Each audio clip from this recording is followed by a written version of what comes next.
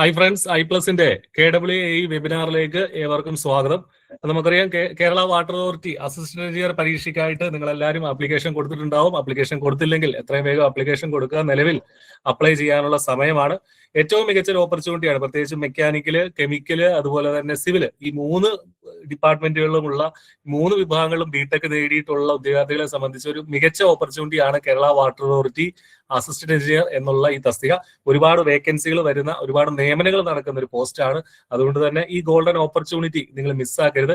വളരെ സിസ്റ്റമാറ്റിക് ആയിട്ട് ഇതിനു വേണ്ടി പഠിക്കുക. നമ്മൾ ഇന്നത്തെ വെബിനാറിൽ ഈ പരീക്ഷയ്ക്ക് വേണ്ടിയിട്ട് എങ്ങനെ പ്രിപ്പയർ ചെയ്യണം, കഴിഞ്ഞ പരീക്ഷകളുടെ നിലവാരം, അതുമായി ബന്ധപ്പെട്ട് എങ്ങനെയായിരുന്നു കഴിഞ്ഞ തവണത്തെ എക്സാം നടന്നത്, അതിൽ നിന്നുള്ള അഡ്വൈസുകളുടെ കാര്യങ്ങൾ തുടങ്ങിയവയൊക്കെ നമ്മൾ ഈ വെബിനാറിൽ ഡിസ്കസ് ചെയ്യുന്നു.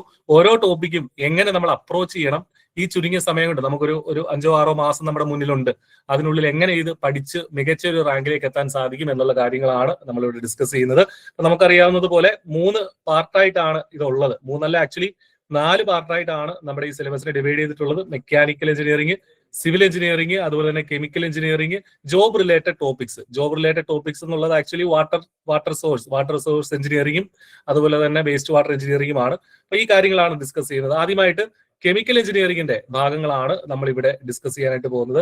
കെമിക്കൽ എഞ്ചിനീയറിംഗിന്റെ കാര്യങ്ങൾ, ആ സിലബസ് എങ്ങനെ പഠിക്കണം എന്നതുമായി ബന്ധപ്പെട്ട് ജോസ് സാർ നമ്മളോട് സംസാരിക്കുന്നതാണ്. Welcome all. നമ്മളെ കെമിക്കൽ എഞ്ചിനീയറിംഗ് സിലബസ് നോക്കുമ്പോൾ അതിലുള്ള സബ്ജക്റ്റുകൾ ചിലതൊക്കെ പക്ക കെമിക്കലാണെങ്കിലും സിവിലുകാർക്കും മെക്കാനിക്കലുകാർക്കും ഫോളോ ചെയ്യാൻ പാകത്തിലുള്ള കുറച്ച് കാര്യങ്ങളും നമ്മുടെ കെമിക്കൽ എഞ്ചിനീയറിംഗ് സബ്ജക്റ്റിൽ ഉണ്ട്. അപ്പോൾ അതിന്റെ സിലബസ് വൈസ് നോക്കുകയാണെങ്കിൽ നമുക്ക് ഒരുപാട് തോന്നുമെങ്കിലും കഴിഞ്ഞ പ്രാവശ്യത്തെ ക്വസ്റ്റ്യൻസ് നോക്കുകയാണെങ്കിൽ ബേസിക് ലെവലിലാണ് സാധാരണ ക്വസ്റ്റ്യൻസ് ചോദിച്ചത്. ഇപ്പോൾ ഫസ്റ്റ് നമ്മുടെ മൊഡ്യൂളിലുള്ളത് ഫസ്റ്റ് പാർട്ടിക്കിൾ ടെക്നോളജിയാണ്. പാർട്ടിക്കിൾ ടെക്നോളജി എന്ന് വെച്ചാൽ കൂടുതലും മെക്കാനിക്കൽ ഓപ്പറേഷൻസ് എന്ന് വേണമെങ്കിൽ പറയാം. അതായത് നമ്മുടെ സൈസ് റിഡ്യൂസ് ചെയ്യുന്ന കേസ്. അപ്പൊ അതിൽ തന്നെ നമുക്ക് ആദ്യം സൈസ് റിഡക്ഷന്റെ സമയത്ത് ക്രഷിങ് വേണ്ടി വരും. ക്രഷിങ് കഴിഞ്ഞാൽ അതിനെ കുറച്ചും കൂടെ ചെറുതാക്കാൻ ഗ്രൈൻഡിങ് വേണ്ടി വരും. പിന്നെയും ചെറുതാക്കാൻ ഫൈൻ ഗ്രൈൻഡിങ് വേണ്ടി വരും. അപ്പൊ അവിടെ ഉപയോഗിക്കുന്ന കുറച്ച് എക്യുപ്മെന്റ്, അതിൽ തന്നെ എന്തൊക്കെ മെക്കാനിസം ആണ് ഉപയോഗിക്കുന്നത്, അതാണ് സാധാരണ ക്വസ്റ്റ്യൻ ചോദിക്കുന്നത്. അതേപോലെ അവിടെ കുറച്ച് ബേസിക് ആയിട്ടുള്ള ഒരു കാൽക്കുലേഷൻ ഉണ്ട്, അവിടെയുള്ള ലോസിന്റെ ബേസിൽ. അപ്പൊ ഈ ലോസ് അല്ലെങ്കിൽ അവിടെയുള്ള ഇക്വേഷൻ ബേസിലുള്ള സിമ്പിൾ പ്രോബ്ലംസ്, അതാണ് കഴിഞ്ഞ പ്രാവശ്യം ചോദിച്ചത്. പിന്നെ നമ്മുടെ സ്ക്രീനിങ്ങിന്റെ കേസ്. അപ്പൊ സ്ക്രീനിങ് വരുന്ന സമയത്ത് നമുക്ക് ഡിഫറെന്റ് ടൈപ്പ് സ്ക്രീൻസ് ഉണ്ട്. അതിൽ തന്നെ എഫക്റ്റീവ്നെസ്സും കപ്പാസിറ്റിയും തമ്മിലുള്ള റിലേഷൻ, അല്ലെങ്കിൽ നമ്മുടെ എഫിഷ്യൻസി കൂട്ടാൻ വേണ്ടിയിട്ട് അല്ലെങ്കിൽ കപ്പാസിറ്റി കൂട്ടാൻ വേണ്ടിയിട്ട് നമുക്ക് എങ്ങനെയൊക്കെ നമ്മുടെ ഡിഫറെന്റ് സ്ക്രീൻസിന് ഉപയോഗിക്കാം. ഇതില് ബേസിക് ആയിട്ടുള്ള മെക്കാനിക്കൽ ഓപ്പറേഷൻസ് ആണ് തുടക്കത്തിലുള്ളത്. ഇപ്പോൾ ഫിൽട്രേഷൻ ആയാലും സൈസ് റിഡക്ഷൻ ആയാലും. നെക്സ്റ്റ് നമ്മുടെ പാർട്ടിക്കിൾ ടെക്നോളജിയുടെ നെക്സ്റ്റ് സെഷനിലേക്ക് പോകുമ്പോൾ നമുക്ക് കുറച്ച് ഫ്ലൂയിഡ് റിലേറ്റഡ് ആയിട്ട് അല്ലെങ്കിൽ നമ്മുടെ ഫ്ലൂയിഡ് മെക്കാനിക്സുമായിട്ട് കണക്ട് ചെയ്ത് പോകുന്ന ഒരു ടോപ്പിക്കാണ് ഫ്ലൂയിഡൈസേഷൻ എന്ന് പറയുന്ന ടോപ്പിക്ക്. അതിൽ നിന്ന് സ്ഥിരമായിട്ട് ഒരു ക്വസ്റ്റ്യൻ ചോദിക്കാറുണ്ട്. അതിന് ചിലപ്പോൾ റിപ്പീറ്റ് അടിക്കുന്ന ക്വസ്റ്റ്യനാണ് സാധാരണ ചോദിക്കാറുള്ളത് ഫ്ലൂയിഡൈസേഷന്റെ ബേസിൽ. 2-3 കൺസെപ്റ്റുകൾ നമ്മുടെ ഫ്ലൂയിഡൈസേഷൻ പഠിക്കാനുണ്ട്. അത് ശരിക്കും പറഞ്ഞാൽ ഫ്ലൂയിഡ് മെക്കാനിക്സ് റിലേറ്റ് ചെയ്തിട്ട് പാർട്ടിക്കിളിലേക്ക് വരുമ്പോൾ നമ്മൾ ഫ്ലൂയിഡ് ആൻഡ് പാർട്ടിക്കിൾ മെക്കാനിക്സ് എന്ന് വേണമെങ്കിൽ പറയാവുന്ന ഒരു സെഷനാണ് നമ്മളുടെ ഫ്ലൂയിഡൈസേഷൻ എന്ന് പറയുന്ന ഏരിയ. പിന്നെ storage and transportation of solids ഉണ്ട്. അതേപോലെ ഗ്യാസ് റിലേറ്റഡ് ആയിട്ടുള്ള നമ്മുടെ സെപ്പറേഷൻ, അതാണ് നമ്മുടെ എയർ സെപ്പറേറ്റർ, സൈക്ലോൺ സെപ്പറേറ്റർ ഒക്കെ വരുന്നത്. അപ്പൊ അവിടെയും നമുക്ക് ബേസിക് ആയിട്ടുള്ള ക്വസ്റ്റ്യൻസ് മാത്രമേ ചോദിക്കാനുള്ളൂ. പിന്നെ ലാസ്റ്റിലേക്ക് നമ്മുടെ സോളിഡുമായിട്ട് റിലേറ്റ് ചെയ്തിട്ടുള്ള കൺവേഴ്സ് ആണ്. കൺവേഴ്സ് സാധാരണ സ്ക്രൂ കൺവേഴ്സിനെ പറ്റിയിട്ട് ചിലപ്പോൾ ക്വസ്റ്റ്യൻ റിപ്പീറ്റ് അടിക്കാറുണ്ട്. കഴിഞ്ഞ പ്രാവശ്യം അതാണ് ചോദിച്ചത്. ബാക്കി ബേസിക് ആയിട്ടുള്ള ക്വസ്റ്റ്യൻസ് മാത്രമേ ചോദിച്ചുള്ളൂ. പിന്നെ നമ്മൾ ഡിപ്പാർട്ട്മെന്റ് ടെസ്റ്റിലേക്ക് വന്നപ്പോൾ കുറച്ചും കൂടെ ഒന്ന് ഡെപ്തിലേക്ക് ഒരു 2-3 റിലേഷൻസ് ചോദിക്കുന്ന രീതിയിലുള്ള ക്വസ്റ്റ്യൻസ് വന്നിട്ടുണ്ടായിരുന്നു. സോ ഫസ്റ്റ് പാർട്ടിക്കിൾ ടെക്നോളജിനെ പറ്റി ഓവറോൾ നോക്കുകയാണെങ്കിൽ കുറച്ച് കവർ ചെയ്യാനുള്ള ഒരു സിലബസ് ആണെങ്കിലും നമുക്ക് ബേസ് ആയിട്ട് പഠിച്ചു പോവാണെങ്കിൽ നമുക്ക് ഫോളോ ചെയ്യാവുന്ന ക്വസ്റ്റ്യൻസ് കിട്ടുന്ന ഒരു ഏരിയയാണ് പാർട്ടിക്കിൾ ടെക്നോളജി. നെക്സ്റ്റ് നമ്മുടെ സെക്കൻഡ് അടുത്ത സബ്ജക്റ്റിലേക്ക് പോകുമ്പോൾ സ്റ്റോഷിയോമെട്രി എന്ന് പറയുന്നത് ശരിക്കും പറഞ്ഞാൽ ഒരു കെമിസ്ട്രി ബേസിൽ തുടങ്ങുന്ന ഒരു സബ്ജക്റ്റ് ആണ് സ്റ്റോഷിയോമെട്രി. നമ്മൾ പണ്ട് +1 +2 പഠിച്ചിട്ടുള്ള ബേസിക് ആയിട്ടുള്ള യൂണിറ്റ് ആൻഡ് ഡയമെൻഷൻസ്, അതിന്റെ ഡയമെൻഷൻസ്, പിന്നെ ബേസിക് ആയിട്ടുള്ള ലോസ് നമ്മൾ പഠിക്കുന്നുണ്ടാവും. Avogadro's law, Boyle's law, Charles law, Dalton's law, ideal gas equation. അപ്പൊ അതിന്റെ ബേസിൽ ചിലപ്പോൾ ഒരു ക്വസ്റ്റ്യൻ ചോദിക്കും, അത് ബേസ് ആയിട്ടുള്ള കാര്യമാണ്. പക്ഷെ കൂടുതലായിട്ടും ക്വസ്റ്റ്യൻ ചോദിക്കുന്ന ഏരിയ നമ്മുടെ മോൾസ് അല്ലെങ്കിൽ മൊളാരിറ്റി ബേസ്ഡുള്ള ക്വസ്റ്റ്യൻ ആണ്. അത് ശരിക്കും +1 +2 കെമിസ്ട്രീന്റെ ബേസിലുള്ള ക്വസ്റ്റ്യൻ തന്നെയാണ്. അപ്പോൾ നിങ്ങൾക്ക് ഒരു ബേസ് കിട്ടാൻ വേണമെങ്കിൽ ഒരു +1 +2 കെമിസ്ട്രിയുടെ ചെറുത് നോട്ട് നമ്മളിപ്പോൾ വായിച്ചു നോക്കുമ്പോൾ നമുക്ക് കുറച്ചും കൂടി സിമ്പിൾ ആയിട്ട് തോന്നും. ആ ഒരു ബേസ് തന്നെയാണ് നമ്മൾ സ്റ്റാർട്ട് ചെയ്യുന്നത്. സോ ആ ബേസിൽ സ്റ്റാർട്ട് ചെയ്തിട്ട് പിന്നെ കുറച്ച് മെറ്റീരിയൽ ബാലൻസ് കൺസെപ്റ്റ്, അതാണ് നമ്മുടെ സ്റ്റോഷിയോമെട്രി. പിന്നെ കെമിക്കലിലേക്ക് എന്നുള്ള പോർഷൻസിലേക്ക് വരുമ്പോൾ കുറച്ച് മെറ്റീരിയൽ ബാലൻസ് കൺസെപ്റ്റ് വരും. അതും സിമ്പിൾ ആയിട്ടുള്ള ക്വസ്റ്റ്യൻസ് ആണ് കഴിഞ്ഞ പ്രാവശ്യം ചോദിച്ചത്. നമ്മൾ ഡിസ്കസ് ചെയ്ത പോലത്തെ ക്വസ്റ്റ്യൻസ് തന്നെയായിരുന്നു നമ്മുടെ മെറ്റീരിയൽ ബാലൻസിൽ ചോദിച്ചത്. അതിൽ തന്നെ material balance not involving chemical റിയാക്ഷനും ഉണ്ട്, ഇൻവോൾവിംഗ് കെമിക്കൽ റിയാക്ഷനും ഉണ്ട്. അതിൽ സാധാരണ എപ്പോഴും നോട്ട് ഇൻവോൾവിംഗ് കെമിക്കൽ റിയാക്ഷൻ ആണ് എപ്പോഴും ചോദിക്കാറുള്ളത്. കാരണം സിമ്പിൾ ആണ്, ടോട്ടൽ ഇൻപുട്ടും ടോട്ടൽ ഔട്ട്പുട്ടും നമ്മൾ ബാലൻസ് ചെയ്യാം, അല്ലെങ്കിൽ മാസ് ബാലൻസ് ചെയ്യാൻ എന്നുള്ളതാണ് അതിന്റെ എയിം. സോ നിങ്ങൾക്ക് ഫോളോ ചെയ്യാൻ പറ്റുന്ന ഒരു സിമ്പിൾ ആയിട്ടുള്ള പ്രോബ്ലംസ് ആണ് ആ ഏരിയയിലുള്ളത്. അത് കഴിഞ്ഞാൽ നമ്മുടെ സ്റ്റോഷിയോമെട്രിയിൽ നിന്ന് നമുക്ക് 3 മാർക്കാണുള്ളത്. നെക്സ്റ്റ് ഇൻസ്ട്രുമെന്റേഷൻ ആണ്. ഇൻസ്ട്രുമെന്റേഷനിൽ നമുക്ക് സിലബസ് വൈസ് ഒരുപാടുണ്ട് തോന്നുമെങ്കിലും ക്വസ്റ്റ്യൻസ് അധികവും ഇൻസ്ട്രുമെന്റിന്റെ പേരിന്റെ ബേസിലാണ് ചിലപ്പോഴും ക്വസ്റ്റ്യൻ ചോദിക്കാറുള്ളത്. അതായത് ടെമ്പറേച്ചർ മെഷർമെന്റ് ആണെങ്കിൽ നമുക്ക് ബൈമെറ്റാലിക്സ് ഉപയോഗിക്കാം, തെർമോകപ്പിൾസ് ഉപയോഗിക്കാം, അതേപോലെ റെസിസ്റ്റൻസ് റിലേറ്റഡ് ആയിട്ടുള്ള RTD ഉപയോഗിക്കാം, തെർമിസ്റ്റർ ഉപയോഗിക്കാം. അപ്പൊ ഈ പേര് കാണുമ്പോൾ അത് ഏത് റിലേറ്റഡ് ആയിട്ടാണ്. ഇപ്പൊ പ്രഷറിന്റെ കേസിലാണെങ്കിൽ നമ്മൾ ബെല്ലോ ഗേജ് ഉപയോഗിക്കുന്നുണ്ട്, സ്ട്രെയിൻ ഗേജ് ഉപയോഗിക്കുന്നുണ്ട്. പിന്നെ വാക്വം പ്രഷർ മെഷർമെന്റ് ആണെങ്കിൽ നമ്മൾ മക്ലീഡ് ഗേജ് ഉപയോഗിക്കുന്നുണ്ട്, പിറേനി ഗേജ് ഉപയോഗിക്കുന്നുണ്ട്. അപ്പൊ ഇതായിരുന്നു കഴിഞ്ഞ പ്രാവശ്യം ക്വസ്റ്റ്യൻ ചോദിച്ചത്, മക്ലീഡ് ഗേജ് എന്തിനു ഉപയോഗിക്കുന്നു. അതുപോലെ PCB ആണെങ്കിലും പിറാനി ഗേജിന്റെ അപ്ലിക്കേഷൻ ലെവലിൽ. പിന്നെ ഡെൻസിറ്റി മെഷർ ചെയ്യുകയാണെങ്കിൽ അവിടെ നമ്മൾ ഹൈഡ്രോമീറ്റർ ഉപയോഗിക്കുന്നുണ്ട്. അപ്പൊ പേരുകളുടെ ബേസിൽ ആണ് കൂടുതലും ക്വസ്റ്റ്യൻസ് ചോദിച്ചിട്ടുള്ളത്. ഡെൻസിറ്റി ആണെങ്കിൽ ഹൈഡ്രോമീറ്റർ ഉണ്ട്, ഹ്യൂമിഡിറ്റി ആണെങ്കിൽ ഹൈഗ്രോമീറ്റർ ഉണ്ട്, ഡ്യൂ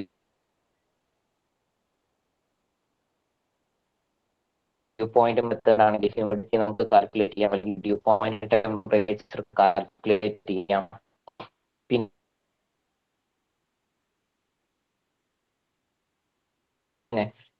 ക്രോമറ്റോഗ്രാഫി ആണെങ്കിൽ നമ്മുടെ കോമ്പോസിഷൻ വൈസ് നമുക്ക് അനാലിസിസ് ചെയ്യാം. അപ്പൊ ഈ ഒരു ബേസിൽ, അതായത് ഇൻസ്ട്രുമെന്റ് അതിൽ എന്താണ് ബേസ് ആയിട്ട് നടക്കുന്നത്, അല്ലെങ്കിൽ എന്തിന്റെ മെഷർമെന്റ് ആണ്. അപ്പൊ പേര് ബേസിക് പ്രിൻസിപ്പിൾ വെച്ചാൽ നമുക്ക് ഇൻസ്ട്രുമെന്റ് നമുക്ക് സ്കോർ ചെയ്യാവുന്നതാണ്. ആ ഒരു രീതിയിലാണ് കഴിഞ്ഞ പ്രാവശ്യം ക്വസ്റ്റ്യൻ ചോദിച്ചത്. അത് PCBയും ഇതേപോലെ സിലബസ് അതേപോലെ. സോ നെക്സ്റ്റ് നമ്മുടെ ഇൻസ്ട്രുമെന്റേഷന്റെ കൂടത്തെ വരുന്ന ഒരാളാണ് പ്രോസസ് കൺട്രോൾ വരുന്ന കുറച്ച് ടോപ്പിക്കുകൾ എന്ന് പറയുന്നത്. ഇൻസ്ട്രുമെന്റേഷൻ 3 മാർക്കാണെങ്കിലും അതിന്റെ കൂട്ടത്തിൽ തന്നെയുള്ള ഒരാളാണ് പ്രോസസ് കൺട്രോളുള്ള 3 മാർക്ക് എന്ന് പറയുന്നത്. അതായത് ഇൻസ്ട്രുമെന്റേഷന്റെ ഒരു കണ്ടിന്യൂഷൻ ആയിട്ട് വരുന്ന ഒരാളാണ് പ്രോസസ് കൺട്രോൾ. അതായത് ഇൻസ്ട്രുമെന്റ്സ് ഉപയോഗിച്ചിട്ട് നമുക്ക് എങ്ങനെ കൺട്രോൾ ചെയ്യാം. ഓക്കെ, അപ്പൊ അതിൽ തന്നെ നമുക്ക് ഓപ്പൺ സിസ്റ്റം ഉണ്ട്, ക്ലോസ്ഡ് ലൂപ്പ് സിസ്റ്റം ഉണ്ട്. അതിന്റെ എക്സാമ്പിൾസ് ഒന്ന് അറിഞ്ഞിരുന്നാൽ മതി. പിന്നെ നമ്മുടെ സിലബസിന്റെ ലാസ്റ്റിൽ പറഞ്ഞിട്ടുള്ള വാൽവിന്റെ കേസ് ആണ്. അപ്പൊ അതിൽ P ഉണ്ട്, PI ഉണ്ട്, PI ഉണ്ട്. ഇതിലുള്ള ഡിഫറൻസ് മാത്രമേ ഉള്ളൂ. കഴിഞ്ഞ പ്രാവശ്യം അതിന്റെ ഇക്വേഷൻ ഡയറക്റ്റ് ആണ് ചോദിച്ചത്, ട്വിസ്റ്റ് ഒന്നും ഉണ്ടായിരുന്നില്ല. ചിലപ്പോൾ വേണമെങ്കിൽ എനിക്ക് കൺട്രോൾ വാൾവിന്റെ എന്നുള്ള രീതിയിൽ വേണമെങ്കിൽ ഒന്ന് ഡയറക്റ്റിലേക്ക് ഒരു ക്വസ്റ്റ്യൻ ചോദിക്കാം, എങ്കിലും ബേസിക് ആയിട്ടുള്ള ക്വസ്റ്റ്യൻസ് മാത്രമേ ചോദിക്കാനുള്ളൂ. ഇത് മാത്രം നമുക്കൊരു കുറച്ചൊന്ന് ടൈം എടുക്കും പ്രോസസ് കൺട്രോളിന്റെ സമയത്ത്. ചെറിയ സിലബസ് ആണ്, പക്ഷെ ഒന്ന് മനസ്സിരുത്തി പഠിച്ചാൽ നമുക്ക് ഫോളോ ചെയ്യാൻ പറ്റുന്ന ഒരാളാണ് പ്രോസസ് കൺട്രോൾ. നെക്സ്റ്റ് നമ്മുടെ ലാസ്റ്റിലേക്ക് വരുന്ന ഒരാള്, നമ്മുടെ നെക്സ്റ്റ് മൊഡ്യൂൾ 5 വരുന്ന ആള് നമ്മുടെ പോളിമേഴ്സ് ആണ്. പോളിമേഴ്സ് അല്ല, മാസ് ട്രാൻസ്ഫർ ആണ്. സോ മാസ് ട്രാൻസ്ഫർ ആണ് നമുക്ക് കൂടുതലായിട്ട് പഠിക്കാനുള്ളത്. മെക്കാനിക്കലുകാരെ സംബന്ധിച്ച് കുറച്ചും കൂടെ ഹീറ്റ് ട്രാൻസ്ഫർ പഠിച്ചുകൊണ്ട് വേണമെങ്കിൽ ഹീറ്റ് ട്രാൻസ്ഫർ ആയിട്ട് കമ്പയർ ചെയ്ത് തുടക്കത്തിൽ നമുക്ക് മാസ് ട്രാൻസ്ഫർ പഠിക്കാം. ഫ്ലൂയിഡ് സിവിലുകാരാണെങ്കിൽ തുടക്കം കുറച്ചൊന്ന് ബേസിൽ പോയി കഴിഞ്ഞാൽ പിന്നെ നമുക്ക് ഫോളോ ചെയ്യാൻ പറ്റും. മാസ് ട്രാൻസ്ഫറിന്റെ തുടക്കം ഒന്ന് നിങ്ങൾ പഠിക്കാൻ കുറച്ചൊരു ഒന്ന് ബേസ് കിട്ടാൻ മാത്രം ആദ്യത്തെ ഒരു 2-3 ക്ലാസ് ചിലപ്പോൾ കുറച്ച് ടഫായിട്ട് തോന്നാം. പക്ഷെ അത് സിമ്പിൾ ആയിട്ട് നമ്മൾ എടുത്തു പോയിട്ടുണ്ട്. നിങ്ങൾ അത് ഫോളോ ചെയ്ത് കഴിഞ്ഞാൽ പിന്നെ ബാക്കിയുള്ളത് നമുക്ക് ഫോളോ ചെയ്യാൻ വലിയ കുഴപ്പമൊന്നുമില്ല. ആ ബേസ് മാസ് ട്രാൻസ്ഫർ തന്നെയുള്ള ബാക്കിയുള്ള അബ്സോർപ്ഷൻ ആയാലും ഡ്രൈയിങ് ആയാലും ഡിസ്റ്റിലേഷൻ ആയാലും. സോ അതിന്റെ ബേസിക് ആയിട്ടുള്ള സിമ്പിൾ പ്രോബ്ലംസ് വരുന്ന ഏരിയ നമ്മൾ സ്ട്രെസ് ചെയ്ത് പറഞ്ഞിട്ടുണ്ടായിരുന്നു. ആ പ്രോബ്ലംസ് തന്നെയാണ് നമുക്ക് ചോദിച്ചിട്ടുള്ളത്. ഡിസ്റ്റിലേഷന്റെ രീതിയിലുള്ള എന്താണ് നമ്മുടെ Q കണ്ടുപിടിക്കുന്ന, അല്ലെങ്കിൽ അവിടെയുള്ള ഫ്രാക്ഷൻ ആയിട്ട് റിലേറ്റ് ചെയ്ത് ബേസിക് ആയിട്ടുള്ള ഒരു പോയിന്റ് ആണ് Q കണ്ടുപിടിക്കുന്നത്, അതിന്റെ ക്വസ്റ്റ്യൻസ്, അല്ലെങ്കിൽ ഫ്രാക്ഷൻ ആയിട്ട് റിലേറ്റ് ചെയ്തിട്ടുള്ള ക്വസ്റ്റ്യൻസ്. പിന്നെ ഡ്രൈയിങ്ങിന്റെ കേസ് ആണെങ്കിൽ, അല്ലെങ്കിൽ ഹ്യൂമിഡിറ്റിന്റെ കേസ് ആണെങ്കിലും റിപ്പീറ്റ് അടിക്കുന്ന പോലത്തെ ക്വസ്റ്റ്യൻസ് തന്നെയാണ് വീണ്ടും ചോദിച്ചത്. അപ്പൊ അതില് കുറച്ചൊന്ന് സമയം എത്തി പഠിച്ചാൽ നിങ്ങൾക്ക് ഡെപ്തിൽ തന്നെ മനസ്സിലാക്കാൻ പറ്റുന്ന ഒരു ഏരിയ ആണ് മാസ് ട്രാൻസ്ഫർ. മാസ് ട്രാൻസ്ഫറിന് 6 മാർക്ക് ഉണ്ടെങ്കിലും നമ്മളുടെ ചില ഏരിയയിൽ മാത്രം നിങ്ങൾ ചിലപ്പോൾ ഡെപ്തിലേക്ക് പോകാൻ പറ്റത്തില്ല, ചെറിയ ഇക്വേഷൻസ് ഉണ്ട്. എന്നാലും ഒരു 3-4 ക്വസ്റ്റ്യൻ തിയറി ആയിട്ട് തന്നെ ഡയറക്റ്റ് കിട്ടുന്ന ഒരു ഏരിയയും കൂടിയാണ് mass transfer. Next mass transfer കഴിഞ്ഞിട്ട് വരുന്നതാണ് നമ്മുടെ പോളിമർ ടെക്നോളജി.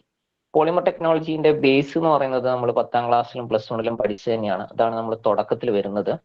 അത് കഴിഞ്ഞിട്ട് പിന്നെ കുറച്ച് പോളിമേഴ്സിനെ പറ്റി നമുക്ക് പഠിക്കാനുണ്ട്. അപ്പൊ ഇതിൽ ക്വസ്റ്റ്യൻ ചോദിക്കുക എങ്ങനെയാന്ന് വെച്ചാൽ കൂടുതലായിട്ടും നമ്മളുടെ ഓരോ പോളിമറിന് ഇപ്പോൾ ഓരോ പേരുണ്ട്. പോളി വീനൈൽ ക്ലോറൈഡ് അല്ലെങ്കിൽ PVC നമ്മൾ ചുരുക്കി പറയും. അപ്പൊ അതിന്റെ ബേസ് എന്താണെന്ന് വെച്ചാൽ വീനൈൽ ക്ലോറൈഡിന്റെ പോളിമറൈസേഷൻ ആണ്. ഇപ്പൊ നൈലോൺ ആണെങ്കിൽ നൈലോൺ 6 ഉണ്ട്, നൈലോൺ 6 ഉണ്ട്. നൈലോൺ 6 എവിടുന്നാണ് സ്റ്റാർട്ട് ചെയ്യുന്നത് വെച്ചാൽ കാപ്രോലാക്ടത്തിൽ നിന്നാണ് സ്റ്റാർട്ട് ചെയ്യുന്നത്. ഇപ്പൊ നൈലോൺ 6 എവിടുന്നാണ് സ്റ്റാർട്ട് ചെയ്യുന്നത് ചോദിച്ചാൽ അതിൽ നമ്മുടെ അഡിപ്പിക് ആസിഡ് ഉണ്ട്, അതേപോലെ തന്നെ എക്സാമിഥിലിൻ ഡയമീൻ ഉണ്ട്. അപ്പൊ ഓർത്തിരിക്കേണ്ടതെന്ന് വെച്ചാൽ എന്റെ ഓരോ പോളിമറിന്റെ പ്രൊഡക്ഷൻ എവിടെ നിന്നാണ് സ്റ്റാർട്ട് ചെയ്യുന്നത് അല്ലെങ്കിൽ മോണോമേഴ്സ് ഏതാണ്, ആ ഒരു രീതിയിൽ ക്വസ്റ്റ്യൻസ് എപ്പോഴും ചോദിക്കാറുണ്ട്. നൈലോൺസ് ഒക്കെ വീണ്ടും വീണ്ടും റിപ്പീറ്റ് അടിക്കുന്ന ഒരു ക്വസ്റ്റ്യൻ ആണ് നൈലോൺസിന്റെ മോണോമേഴ്സ് ഏതാണെന്നുള്ളത്. അപ്പൊ നമ്മൾ പഠിക്കുമ്പോൾ 1-2 ക്വസ്റ്റ്യൻസ് ആ ഒരു ബേസിലാണ് ചോദിക്കുക. എന്റെ പ്രൊഡക്റ്റ് ഉണ്ടാക്കാൻ വേണ്ടിയിട്ട് ഞാൻ ഏതൊക്കെ മോണോമേഴ്സ് ഉപയോഗിക്കും. പിന്നെ നമുക്ക് ഡിഫറെന്റ് ടൈപ്പ് പോളിമറൈസേഷൻ ഉണ്ട്. അപ്പൊ അതിൽ അഡീഷണൽ കണ്ടൻസേഷൻ ആണ് മെയിൻ ആയിട്ടുള്ളത്. അപ്പൊ അത് തമ്മിലുള്ള ഡിഫറൻസ് ബേസിൽ നമുക്ക് which of the following statement correct എന്ന് ചോദിക്കാം. സോ അങ്ങനെ ക്വസ്റ്റ്യൻസ് കൂടുതലായിട്ട് ചോദിക്കാൻ പറ്റിയ രീതിയാണ് പോളിമർ. സോ ഇത്രയാണ് നമ്മുടെ കെമിക്കൽ എഞ്ചിനീയറിംഗ് സിലബസിലുള്ളത്. സോ ഇത് നിങ്ങൾ പഠിക്കുമ്പോൾ നിങ്ങൾക്ക് തിയറിയാണ് കൂടുതൽ ഇഷ്ടമെങ്കിൽ നിങ്ങൾക്ക് ഇൻസ്ട്രുമെന്റേഷൻ സ്റ്റാർട്ട് ചെയ്യാം. അത് കഴിഞ്ഞിട്ട് പോളിമർ എടുക്കാം. ദെൻ നിങ്ങൾക്ക് തുടക്കത്തിൽ തന്നെ ഒരു എന്താ പറയാ ന്യൂമറിക്കൽ ബേസ് ഇഷ്ടമാണെങ്കിൽ നിങ്ങൾക്ക് സ്റ്റോഷിയോമെട്രിയും മാസ് ട്രാൻസ്ഫറും തുടക്കത്തിൽ എടുത്തു പോവാം. ഓക്കെ, കാരണം മാസ് ട്രാൻസ്ഫർ എന്നാണ് കൂടുതൽ ക്വസ്റ്റ്യൻസ് ചോദിക്കുന്നത്. അപ്പൊ നിങ്ങൾ ഫസ്റ്റ് മാസ് ട്രാൻസ്ഫർ, ഇപ്പൊ നമുക്ക് സമയമുള്ളത് കൊണ്ടാണ് ഞാൻ പറയുന്നത്, ലാസ്റ്റിലേക്ക് വെച്ചിരിക്കാതെ നമുക്ക് മാസ് ട്രാൻസ്ഫർ സ്റ്റോഷിയോമെട്രി തുടക്കത്തിൽ നിങ്ങൾക്ക് പഠിച്ചു പോവാം. അതിന്റെ ഇടയിൽ നിങ്ങൾ ചെറുതായിട്ട് ഈ തിയറീസ് നിങ്ങൾ റിപ്പീറ്റ് അടിച്ചാൽ, കാരണം അതിലുള്ള പേരുകള്, അതിന്റെ എന്താണ് മെക്കാനിസം, മെയിൻ ആയിട്ടുള്ള പ്രിൻസിപ്പിൾ, ഇതാണ് നമുക്ക് ആവശ്യമുള്ളത്. അവിടെ നമുക്ക് ഡെപ്തിലേക്ക് പോകാനൊന്നുമില്ല, ക്വസ്റ്റ്യൻസ് സർഫസ് തന്നെയാണ് കൂടുതലും ചോദിക്കുക. ഡെപ്തിലേക്ക് പോവുകയാണെങ്കിൽ നമ്മുടെ ന്യൂമറിക്കൽ പോലെയുള്ള ഇക്വേഷൻസ് വെച്ചിട്ടുള്ള ഡെപ്തിലേക്കാണ്. അപ്പൊ നിങ്ങൾ മാസ് ട്രാൻസ്ഫർ സ്റ്റോഷിയോമെട്രി ഇങ്ങനെ തുടക്കത്തിൽ ചെറുതായിട്ടൊന്ന് പഠിച്ചു പോവുക. കൂട്ടത്തിൽ ഈ തിയറി പഠിച്ചു പോവുകയാണെങ്കിൽ നിങ്ങൾക്ക് സുഖമായിട്ട് സിലബസ് കവർ ചെയ്യാൻ പറ്റുന്നതായിരിക്കും. Okay. Okay sir, thank you. Chemical എഞ്ചിനീയറിംഗിന്റെ ടോപ്പിക്കുകൾ വളരെ വിശദമായിട്ട് സാറ് ഡിസ്കസ് ചെയ്യുകയുണ്ടായി. ഇനി നമുക്ക് ബാക്കിയുള്ള മെക്കാനിക്കൽ, അതുപോലെ തന്നെ സിവിൽ എഞ്ചിനീയറിംഗ്, കൂടാതെ ഈ notification details, previous notifications, previous advises തുടങ്ങിയ കാര്യങ്ങളൊക്കെ ഡിസ്കസ് ചെയ്യാം. അതിനായിട്ട് സാറിനെ ക്ഷണിക്കുന്നു. Okay, thank you Nithin. So എല്ലാവർക്കും നമസ്കാരം. Welcome to I+ training solutions. അപ്പൊ ഇന്നത്തെ വെബിനാറിൽ കെമിക്കൽ, അതായത് നമ്മുടെ വാട്ടർ അതോറിറ്റി അസിസ്റ്റന്റ് എഞ്ചിനീയർ പോസ്റ്റിലേക്കുള്ള നോട്ടിഫിക്കേഷൻ വന്നു എന്നുള്ളത് അറിയാം നമുക്കല്ലേ. സോ കാറ്റഗറി നമ്പർ 706/2025 ആണ് കാറ്റഗറി നമ്പർ വരുന്നുണ്ടാവുക. സോ നമ്മളുടെ പ്രൊഫൈലിൽ അത് അപ്ഡേറ്റ്സ് വരുന്നുണ്ടാകും. സോ അത് എല്ലാവരും വിട്ടുപോകാതെ തന്നെ അത് മാക്സിമം പെട്ടെന്ന് തന്നെ എല്ലാവരും അപ്ലൈ ചെയ്യാൻ ശ്രമിക്കുക, ഒന്നാമത്തെ കാര്യം. പിന്നീട് നമ്മളുടെ നേരത്തെ പറഞ്ഞതുപോലെ തന്നെ സിലബസിൽ നമ്മൾ പഠിക്കേണ്ടതായിട്ടുള്ള, അതായത് മൾട്ടി ഡിസിപ്ലിനറി ആയിട്ടുള്ള ഒരു എക്സാം ആണെന്നുള്ളത് നമ്മൾക്ക് എല്ലാവർക്കും അറിയാം. അതായത് കെമിക്കൽ എഞ്ചിനീയറിംഗിൽ അല്ലെങ്കിൽ മെക്കാനിക്കൽ അല്ലെങ്കിൽ സിവിൽ ബിടെക് യോഗ്യരായിട്ടുള്ള അല്ലെങ്കിൽ യോഗ്യതയുള്ള എല്ലാവർക്കും, ബിടെക് അല്ലെങ്കിൽ എംടെക് യോഗ്യതയുള്ള എല്ലാവർക്കും നമുക്ക് ഈ പറയുന്ന പരീക്ഷ അറ്റൻഡ് ചെയ്തുകൊണ്ട് നമുക്ക് ഈ ഒരു മത്സര പരീക്ഷ നമുക്ക് എഴുതാൻ സാധിക്കും എന്നുള്ളത് അറിയാം. അപ്പൊ അവിടെ നമ്മൾ നിലവിൽ ഇപ്പോൾ കെമിക്കൽ എഞ്ചിനീയറിംഗുമായി ബന്ധപ്പെട്ടുള്ള ഡീറ്റെയിൽ ആയിട്ടുള്ള കാര്യങ്ങൾ സർ പറഞ്ഞു കഴിഞ്ഞു. നിങ്ങൾക്കത് ക്ലിയർ ആയെന്ന് കരുതുന്നു. അപ്പോൾ അത്തരത്തിൽ ആ ഒരു 6 മൊഡ്യൂളുകൾ കൃത്യമായിട്ട് പഠിച്ചു കഴിഞ്ഞാൽ നമുക്ക് ഒരു 25 മാർക്സ്, 25 മാർക്കാണ് കെമിക്കൽ എഞ്ചിനീയറിംഗുമായി ബന്ധപ്പെട്ട് നമുക്ക് പരീക്ഷയ്ക്ക് വരുന്നുണ്ടാവുക. ആ 25 മാർക്കും അല്ലെങ്കിൽ അറ്റ്ലീസ്റ്റ് ഒരു 20 മാർക്ക് നമുക്ക് നേടാൻ സാധിക്കും എന്നുള്ളത് ഏകദേശം ഒരു ഐഡിയ മനസ്സിലായി അല്ലേ. അപ്പൊ അത് പൊതുവെ മെക്കാനിക്കൽ അല്ലെങ്കിൽ സിവിൽ ഉദ്യോഗാർത്ഥികളെ സംബന്ധിച്ചോളം അതൊരു ബുദ്ധിമുട്ടായിട്ടുള്ള ഒരു കേസാണ്. കാര്യം കെമിക്കൽ റിലേറ്റഡ് ആയിട്ടുള്ള ടോപ്പിക്സ് പുതുതായിട്ട് പഠിക്കുക എന്നുള്ളത്.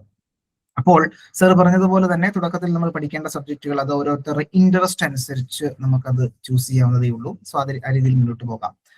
ഇനി നമുക്ക് നോക്കേണ്ടതായിട്ടുള്ളത് സിവിൽ അല്ലെങ്കിൽ മെക്കാനിക്കൽ ടോപ്പിക്സുകളാണ്. അതോടൊപ്പം തന്നെ ഒരു 25 മാർക്ക്, അതായത് സിവിൽ 25, മെക്കാനിക്കൽ 25, പിന്നെ ജോബ് റിലേറ്റഡ് എന്ന് പറയുന്ന ഒരു ടോപ്പിക്. അത് ഏകദേശം അത് സിവിൽ ഓറിയന്റഡ് തന്നെയാണ്.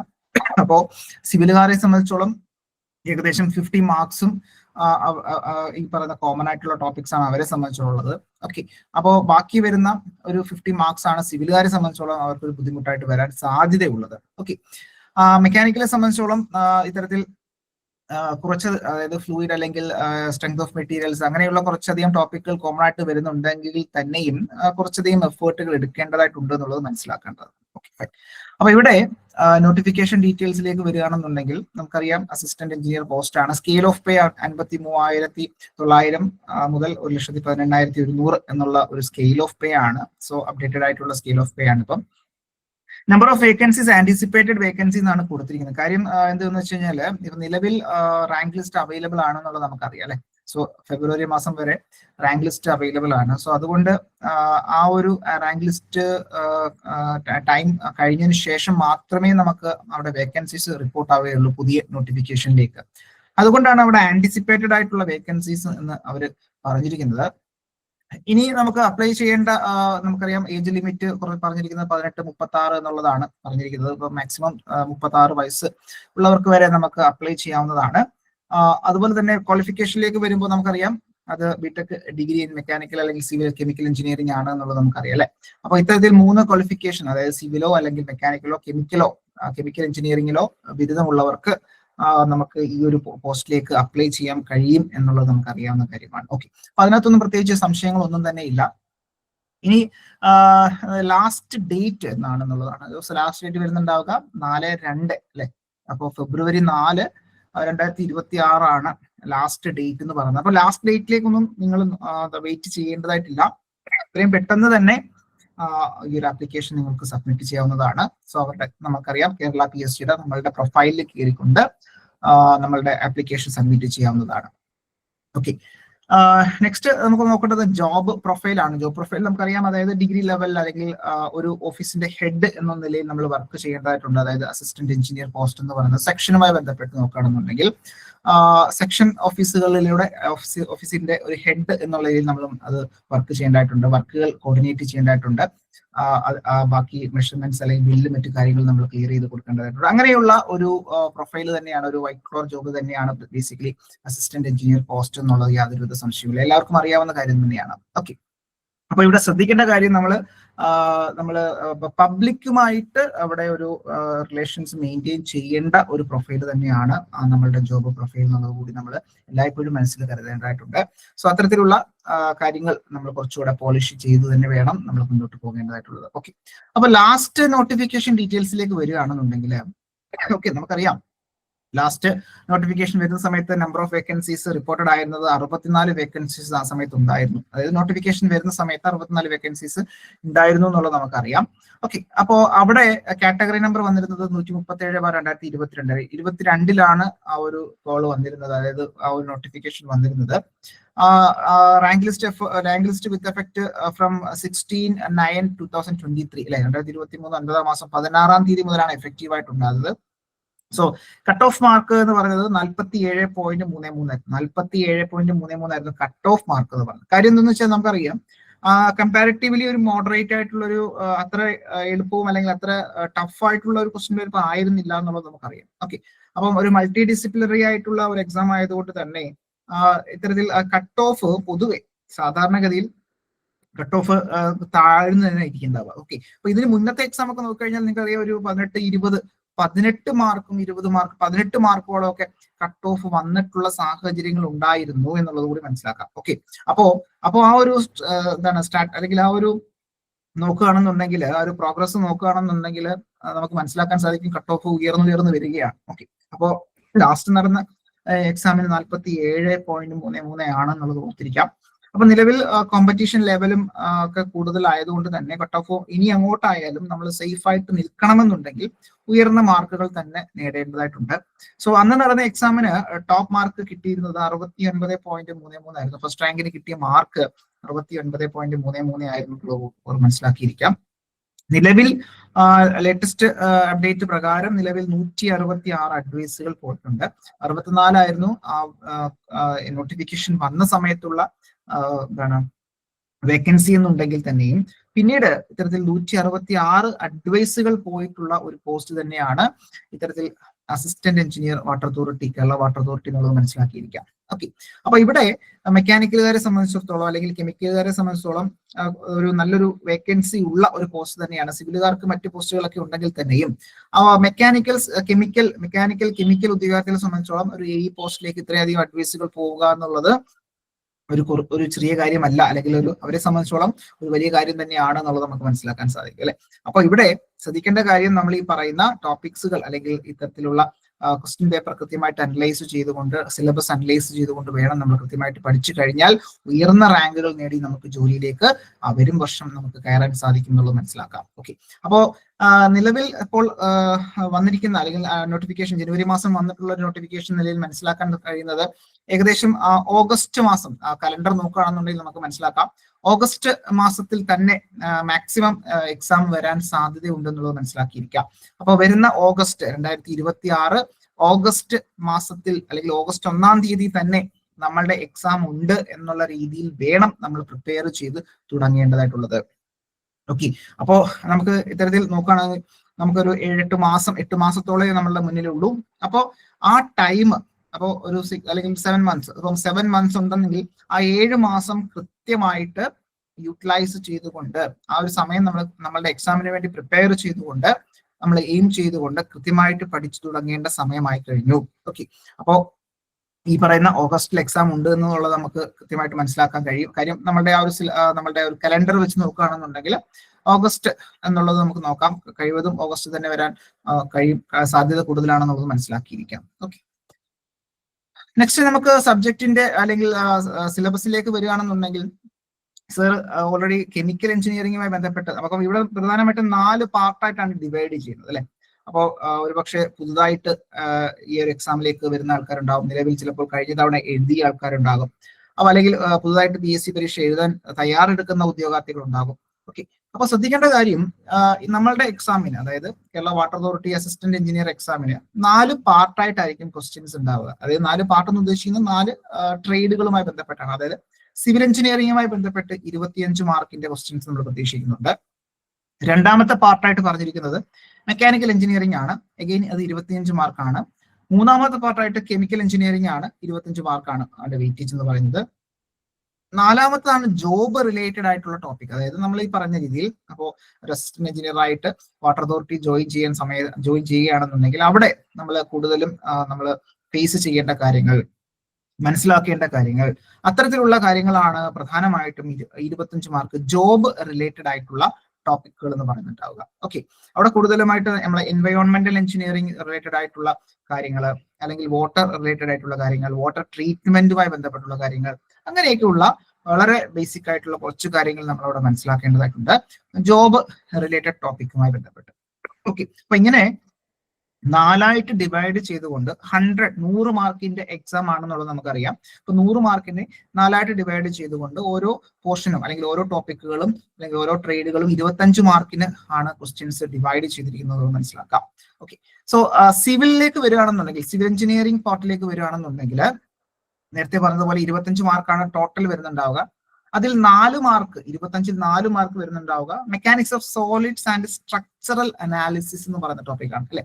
നമുക്കറിയാം സ്ട്രെങ്ത് ഓഫ്, അല്ലെങ്കിൽ ബേസിക് ആയിട്ട് നോക്കുകയാണെന്നുണ്ടെങ്കിൽ എഞ്ചിനീയറിംഗ് മെക്കാനിക്സ്, അതിനുശേഷം സ്ട്രെങ്ത് ഓഫ് മെറ്റീരിയൽസ്, അല്ലെങ്കിൽ മെക്കാനിക്സ് ഓഫ് സോളിഡ്സ് നമ്മൾ പഠിക്കുന്നുണ്ടാകും, സോ സ്ട്രക്ചറൽ എഞ്ചിനീയറിംഗ് പഠിക്കുന്നുണ്ടാകും. സോ അങ്ങനെ അത്തരത്തിലുള്ള ബേസിക് ആയിട്ടുള്ള കാര്യങ്ങൾ ഈ പറയുന്ന സബ്ജക്റ്റുമായി ബന്ധപ്പെട്ട് mechanics of solids and structural analysis നോക്കുകയാണെന്നുണ്ടെങ്കിൽ 4 മാർക്കിന്റെ ഒരു ടോപ്പിക്കാണ് അല്ലെങ്കിൽ ഒരു വെയിറ്റേജ് ആണ് ആ ഒരു ടോപ്പിക്കിന് കൊടുത്തിരിക്കുന്നത്. അപ്പൊ അവിടെ പ്രധാനമായിട്ടും വളരെ ബേസിക് ആയിട്ടുള്ള സ്ട്രെസ് സ്ട്രെയിൻ റിലേഷൻഷിപ്സ്, അല്ലെങ്കിൽ നമ്മൾ ഇത്തരത്തിൽ നോക്കുകയാണെന്നുണ്ടെങ്കിൽ bending of columns, theory of columns കൃത്യമായിട്ട് പഠിക്കേണ്ടതായിട്ടുണ്ട്. ഓക്കെ, അപ്പോൾ നമുക്ക് സാധാരണഗതി സ്ട്രെങ്ത് ഓഫ് മെറ്റീരിയൽസ് പഠിക്കേണ്ട വളരെ ബേസിക് ആയിട്ടുള്ള thick cylinders, thin cylinders, stress എന്താണ്, സ്ട്രെയിൻ എന്താണ്, bending moment diagram, shear force diagram ഒക്കെ നമ്മൾ പഠിച്ചിട്ടുണ്ട് അല്ലെ. അപ്പൊ ആ കാര്യങ്ങളാണ് പ്രധാനമായിട്ടും ഇത്തരത്തിൽ ഒരു 4 മാർക്ക് വരുന്നുണ്ടാവുക. സോ അത് നമ്മളുടെ എക്സാം പോയിന്റ് ഓഫ് വ്യൂ വളരെ ക്ലിയർ ആയിട്ട് നമുക്ക് പഠിച്ച് മുന്നോട്ട് പോകേണ്ടതായിട്ടുണ്ട്. അപ്പൊ നമുക്ക് ഒരു ടോപ്പിക്കിൽ നിന്ന് MCQ ക്വസ്റ്റ്യൻ കിട്ടുന്ന സമയത്ത് നമുക്ക് കൃത്യമായിട്ട് എത്രയും പെട്ടെന്ന് കറക്റ്റ് ആയിട്ടുള്ള ഉത്തരത്തിലേക്ക് എത്തുക എന്നുള്ളതാണ് നമ്മൾ ശ്രദ്ധിക്കേണ്ടതായിട്ടുള്ളത് അല്ലെ. അപ്പോൾ ഇത്തരത്തിൽ ഹാർഡ് വർക്ക് വേണം, എന്നാൽ ഹാർഡ് വർക്കിനൊപ്പം തന്നെ എന്താണ് സ്മാർട്ട് വർക്ക് കൂടി വേണം എന്നുള്ളതാണ് നമ്മൾ മനസ്സിലാക്കേണ്ടത്. അപ്പോൾ നമുക്ക് സമയത്തിന്റെ ഒരു പ്രശ്നം അവിടെ പലപ്പോഴും കുട്ടികൾ പറയാറുണ്ട്. ഇത്തരത്തിൽ ചില ക്വസ്റ്റ്യനുകളൊക്കെ നമ്മൾ സ്റ്റക്ക് ആവാറുണ്ട്. അപ്പോൾ ഈ പറയുന്ന സ്ട്രാറ്റജി എങ്ങനെയാണ് എക്സാമിന് നമ്മൾ പ്രിപ്പയർ ചെയ്യുന്നത്, ഓക്കെ, പ്രിപ്പയർ ചെയ്ത് നമ്മൾ എങ്ങനെയാണ് നമ്മൾ പ്രിപ്പയർ ചെയ്ത് ഡെലിവറി ചെയ്യുന്നത് കൂടി വളരെ ഇമ്പോർട്ടന്റ് ആണ്. ഈ പറയുന്ന നമ്മളുടെ ആ ഒരു 1.5 മണിക്കൂർ എക്സാം ഹാളിൽ വന്നിരിക്കുന്ന സമയത്ത് നമ്മളെല്ലാം പഠിച്ചിട്ടുണ്ടാവും, പക്ഷെ നമുക്ക് അത് കൃത്യമായിട്ട് ഡെലിവറി ചെയ്യാൻ കഴിയണം. അല്ലെങ്കിൽ ക്വസ്റ്റ്യൻ കാണുന്ന സമയത്ത് സ്റ്റക്ക് ആവാണ്ട് നമ്മൾ എന്താണ് കൃത്യമായിട്ട് ഉത്തരത്തിലേക്ക് വളരെ പെട്ടെന്ന് തന്നെ എത്തേണ്ടതായിട്ടുണ്ട്. സോ അതിന് വേണ്ടുന്നത് പ്രാക്ടീസ് ആണെന്നുള്ളത് മനസ്സിലാക്കാം. സോ അത്തരത്തിലാണ് നമ്മളുടെ കോഴ്സും നമ്മൾ ഡിസൈൻ ചെയ്തിരിക്കുന്നത്. അതായത് ഓരോ ടോപ്പിക്കുകളും കൃത്യമായിട്ടുള്ള വീഡിയോസ്, അപ്പൊ 30 മിനിറ്റ്സിന്റെ 30 മിനിറ്റിന്റെ ചെറിയ ചെറിയ കണ്ടന്റുകളുള്ള വീഡിയോസ് ആയിരിക്കും നിങ്ങൾക്ക് തരുന്നുണ്ടാവുക. അത് റെക്കോർഡഡ് സെഷൻസ് ഉണ്ടാവാറുണ്ട്. അതുപോലെ തന്നെ ക്വസ്റ്റ്യൻ ഡിസ്കഷന് ലൈവായിട്ട് നമ്മൾ മെയിൻറ്റെയിൻ ചെയ്യാറുണ്ട്. അപ്പോൾ ഇത്തരത്തിൽ ഓരോ ടോപ്പിക്കുകളും നമ്മൾ എന്താണ് ചെറിയ ചെറിയ ഷോർട്ട് വീഡിയോസ് ആയിട്ട് നിങ്ങളിലേക്ക് വരുന്നു. അത് കൃത്യമായിട്ട് നിങ്ങൾ പഠിക്കുന്നു. അതോടൊപ്പം തന്നെ എന്താണ് കൃത്യമായിട്ടുള്ള ടെസ്റ്റ് സീരീസുകൾ, അതായത് അതുമായി ബന്ധപ്പെട്ടുള്ള ടെസ്റ്റുകൾ അല്ലെങ്കിൽ MCQ തരത്തിലുള്ള എക്സാമിന് അതേപോലെ തന്നെ മോക്ക് ടെസ്റ്റുകൾ നമ്മൾ ചെയ്യാറുണ്ട്. അപ്പൊ മോക്ക് ടെസ്റ്റിലൂടെ നമ്മൾ എന്ത് ചെയ്യണം, പ്രാക്ടീസ് ചെയ്ത് വേണം നമ്മൾ മുന്നോട്ട് പോകേണ്ടതായിട്ടുള്ളത്. ഓക്കെ, അപ്പോൾ ഇത്തരത്തിൽ നമ്മളുടെ ഒരു നോക്കുകയാണെന്നുണ്ടെങ്കിൽ മെക്കാനിക്സ് ഓഫ് സോളിഡ്സ് അല്ലെങ്കിൽ ആ ഒരു 4 മാർക്ക് ഏത് ഏരിയ ആണെന്നുള്ളത് നമുക്ക് ക്ലിയർ ആയി. രണ്ടാമത് വരുന്നത് fluid mechanics and water resource engineering ആണ് അല്ലെ.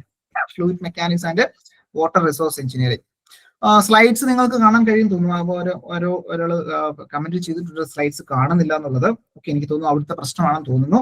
ഓക്കെ, ഒന്ന് നെറ്റിന്റെ ഇഷ്യൂ ഉണ്ടെന്ന് തോന്നുന്നു അവിടെ ഒരു പക്ഷേ. ഓക്കെ, ശ്രദ്ധിക്കുക. അപ്പൊ ഇവിടെ രണ്ടാമതായിട്ട് വരുന്നത് fluid mechanics and water resource engineering ആണ്. അഗെയിൻ 4 മാർക്സിന്റെ ഒരു വെയിറ്റേജ് ആണ് കൊടുത്തിരിക്കുന്നത്.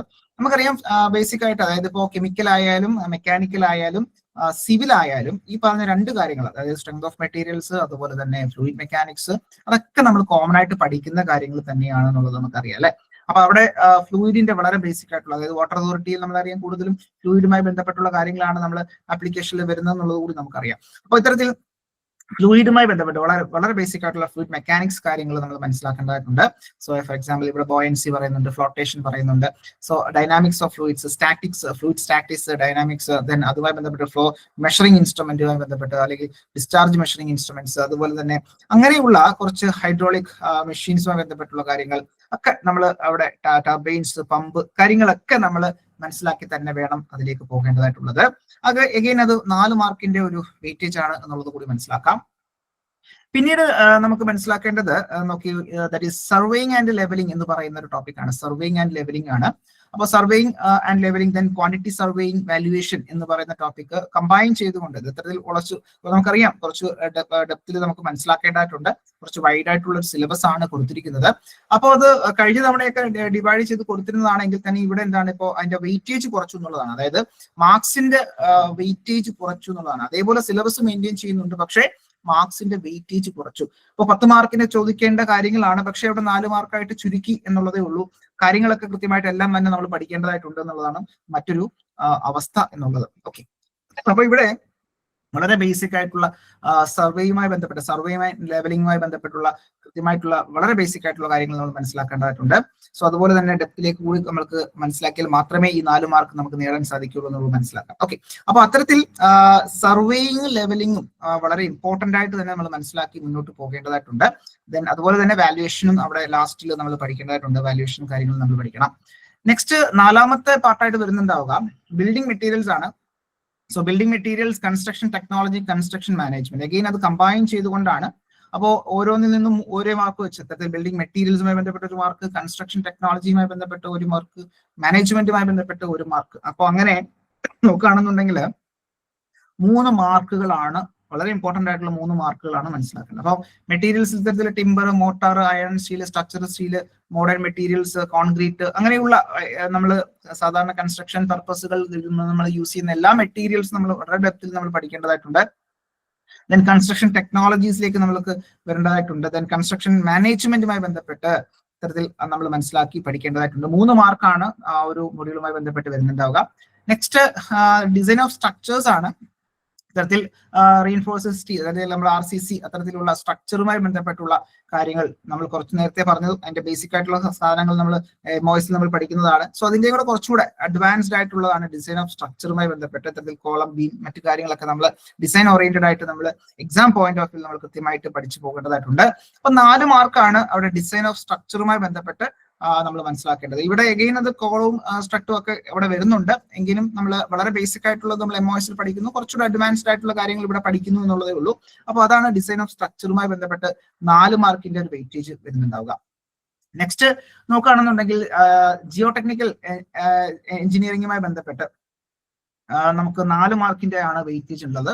സോ അത്തരത്തിൽ സോയിൽ റിലേറ്റഡ് ആയിട്ടുള്ള കാര്യങ്ങൾ, സോയിലുമായി ബന്ധപ്പെട്ട അതിന്റെ പെർമിബിലിറ്റി എന്താണ്, സോ അതിന്റെ കറസ്പോണ്ടിങ് ലബോറട്ടറി ടെസ്റ്റ്, ദെൻ അതിന്റെ കൺസോൾട്ടേഷൻ, അതിന്റെ കോമ്പാക്ഷൻ എങ്ങനെയാണ്, സോ ആ ഒരു ബെയറിംഗ് കപ്പാസിറ്റി, ആ ഒരു സോയിലിന്റെ ബെയറിംഗ് കപ്പാസിറ്റി എന്താണ്. അപ്പോൾ ഈ സോയിൽ റിലേറ്റഡ് ആയിട്ടുള്ള, അല്ലെങ്കിൽ നമുക്കറിയാം ഒരു ഫൗണ്ടേഷൻസ് നമ്മൾ ചെയ്യാറുണ്ട് അല്ലെ, പലതരത്തിലുള്ള ഫൗണ്ടേഷൻ. ഇപ്പൊ ഫോർ എക്സാമ്പിൾ പൈൽ ഫൗണ്ടേഷൻസ് ഉണ്ട്. അപ്പൊ നിരവധി ടൈപ്പ് ഫൗണ്ടേഷനുകൾ നമ്മൾ മനസ്സിലാക്കേണ്ടതായിട്ടുണ്ട്. സോ അതുമായി ബന്ധപ്പെട്ടുള്ള അതിന്റെ സ്ട്രെങ്ത് ഐഡന്റിഫിക്കേഷൻ നമ്മൾ മനസ്സിലാക്കേണ്ടതായിട്ടുണ്ട്. സോ അത്തരത്തിലുള്ള കാര്യങ്ങളാണ് ഇത്തരത്തിൽ ജിയോ ടെക്നിക്കൽ എഞ്ചിനീയറിംഗുമായി ബന്ധപ്പെട്ട് നമ്മൾ മനസ്സിലാക്കേണ്ടത്. അപ്പൊ ഒരുപക്ഷെ മെക്കാനിക്കൽ കഴിഞ്ഞിട്ടുള്ള അല്ലെങ്കിൽ കെമിക്കൽ കഴിഞ്ഞിട്ടുള്ള ഒരു ഉദ്യോഗാർത്ഥിയെ സംബന്ധിച്ചുള്ള ഇത്തരത്തിലുള്ള കാര്യങ്ങൾ പുതുതായിട്ട് മനസ്സിലാക്കേണ്ടതായിട്ടുണ്ട്.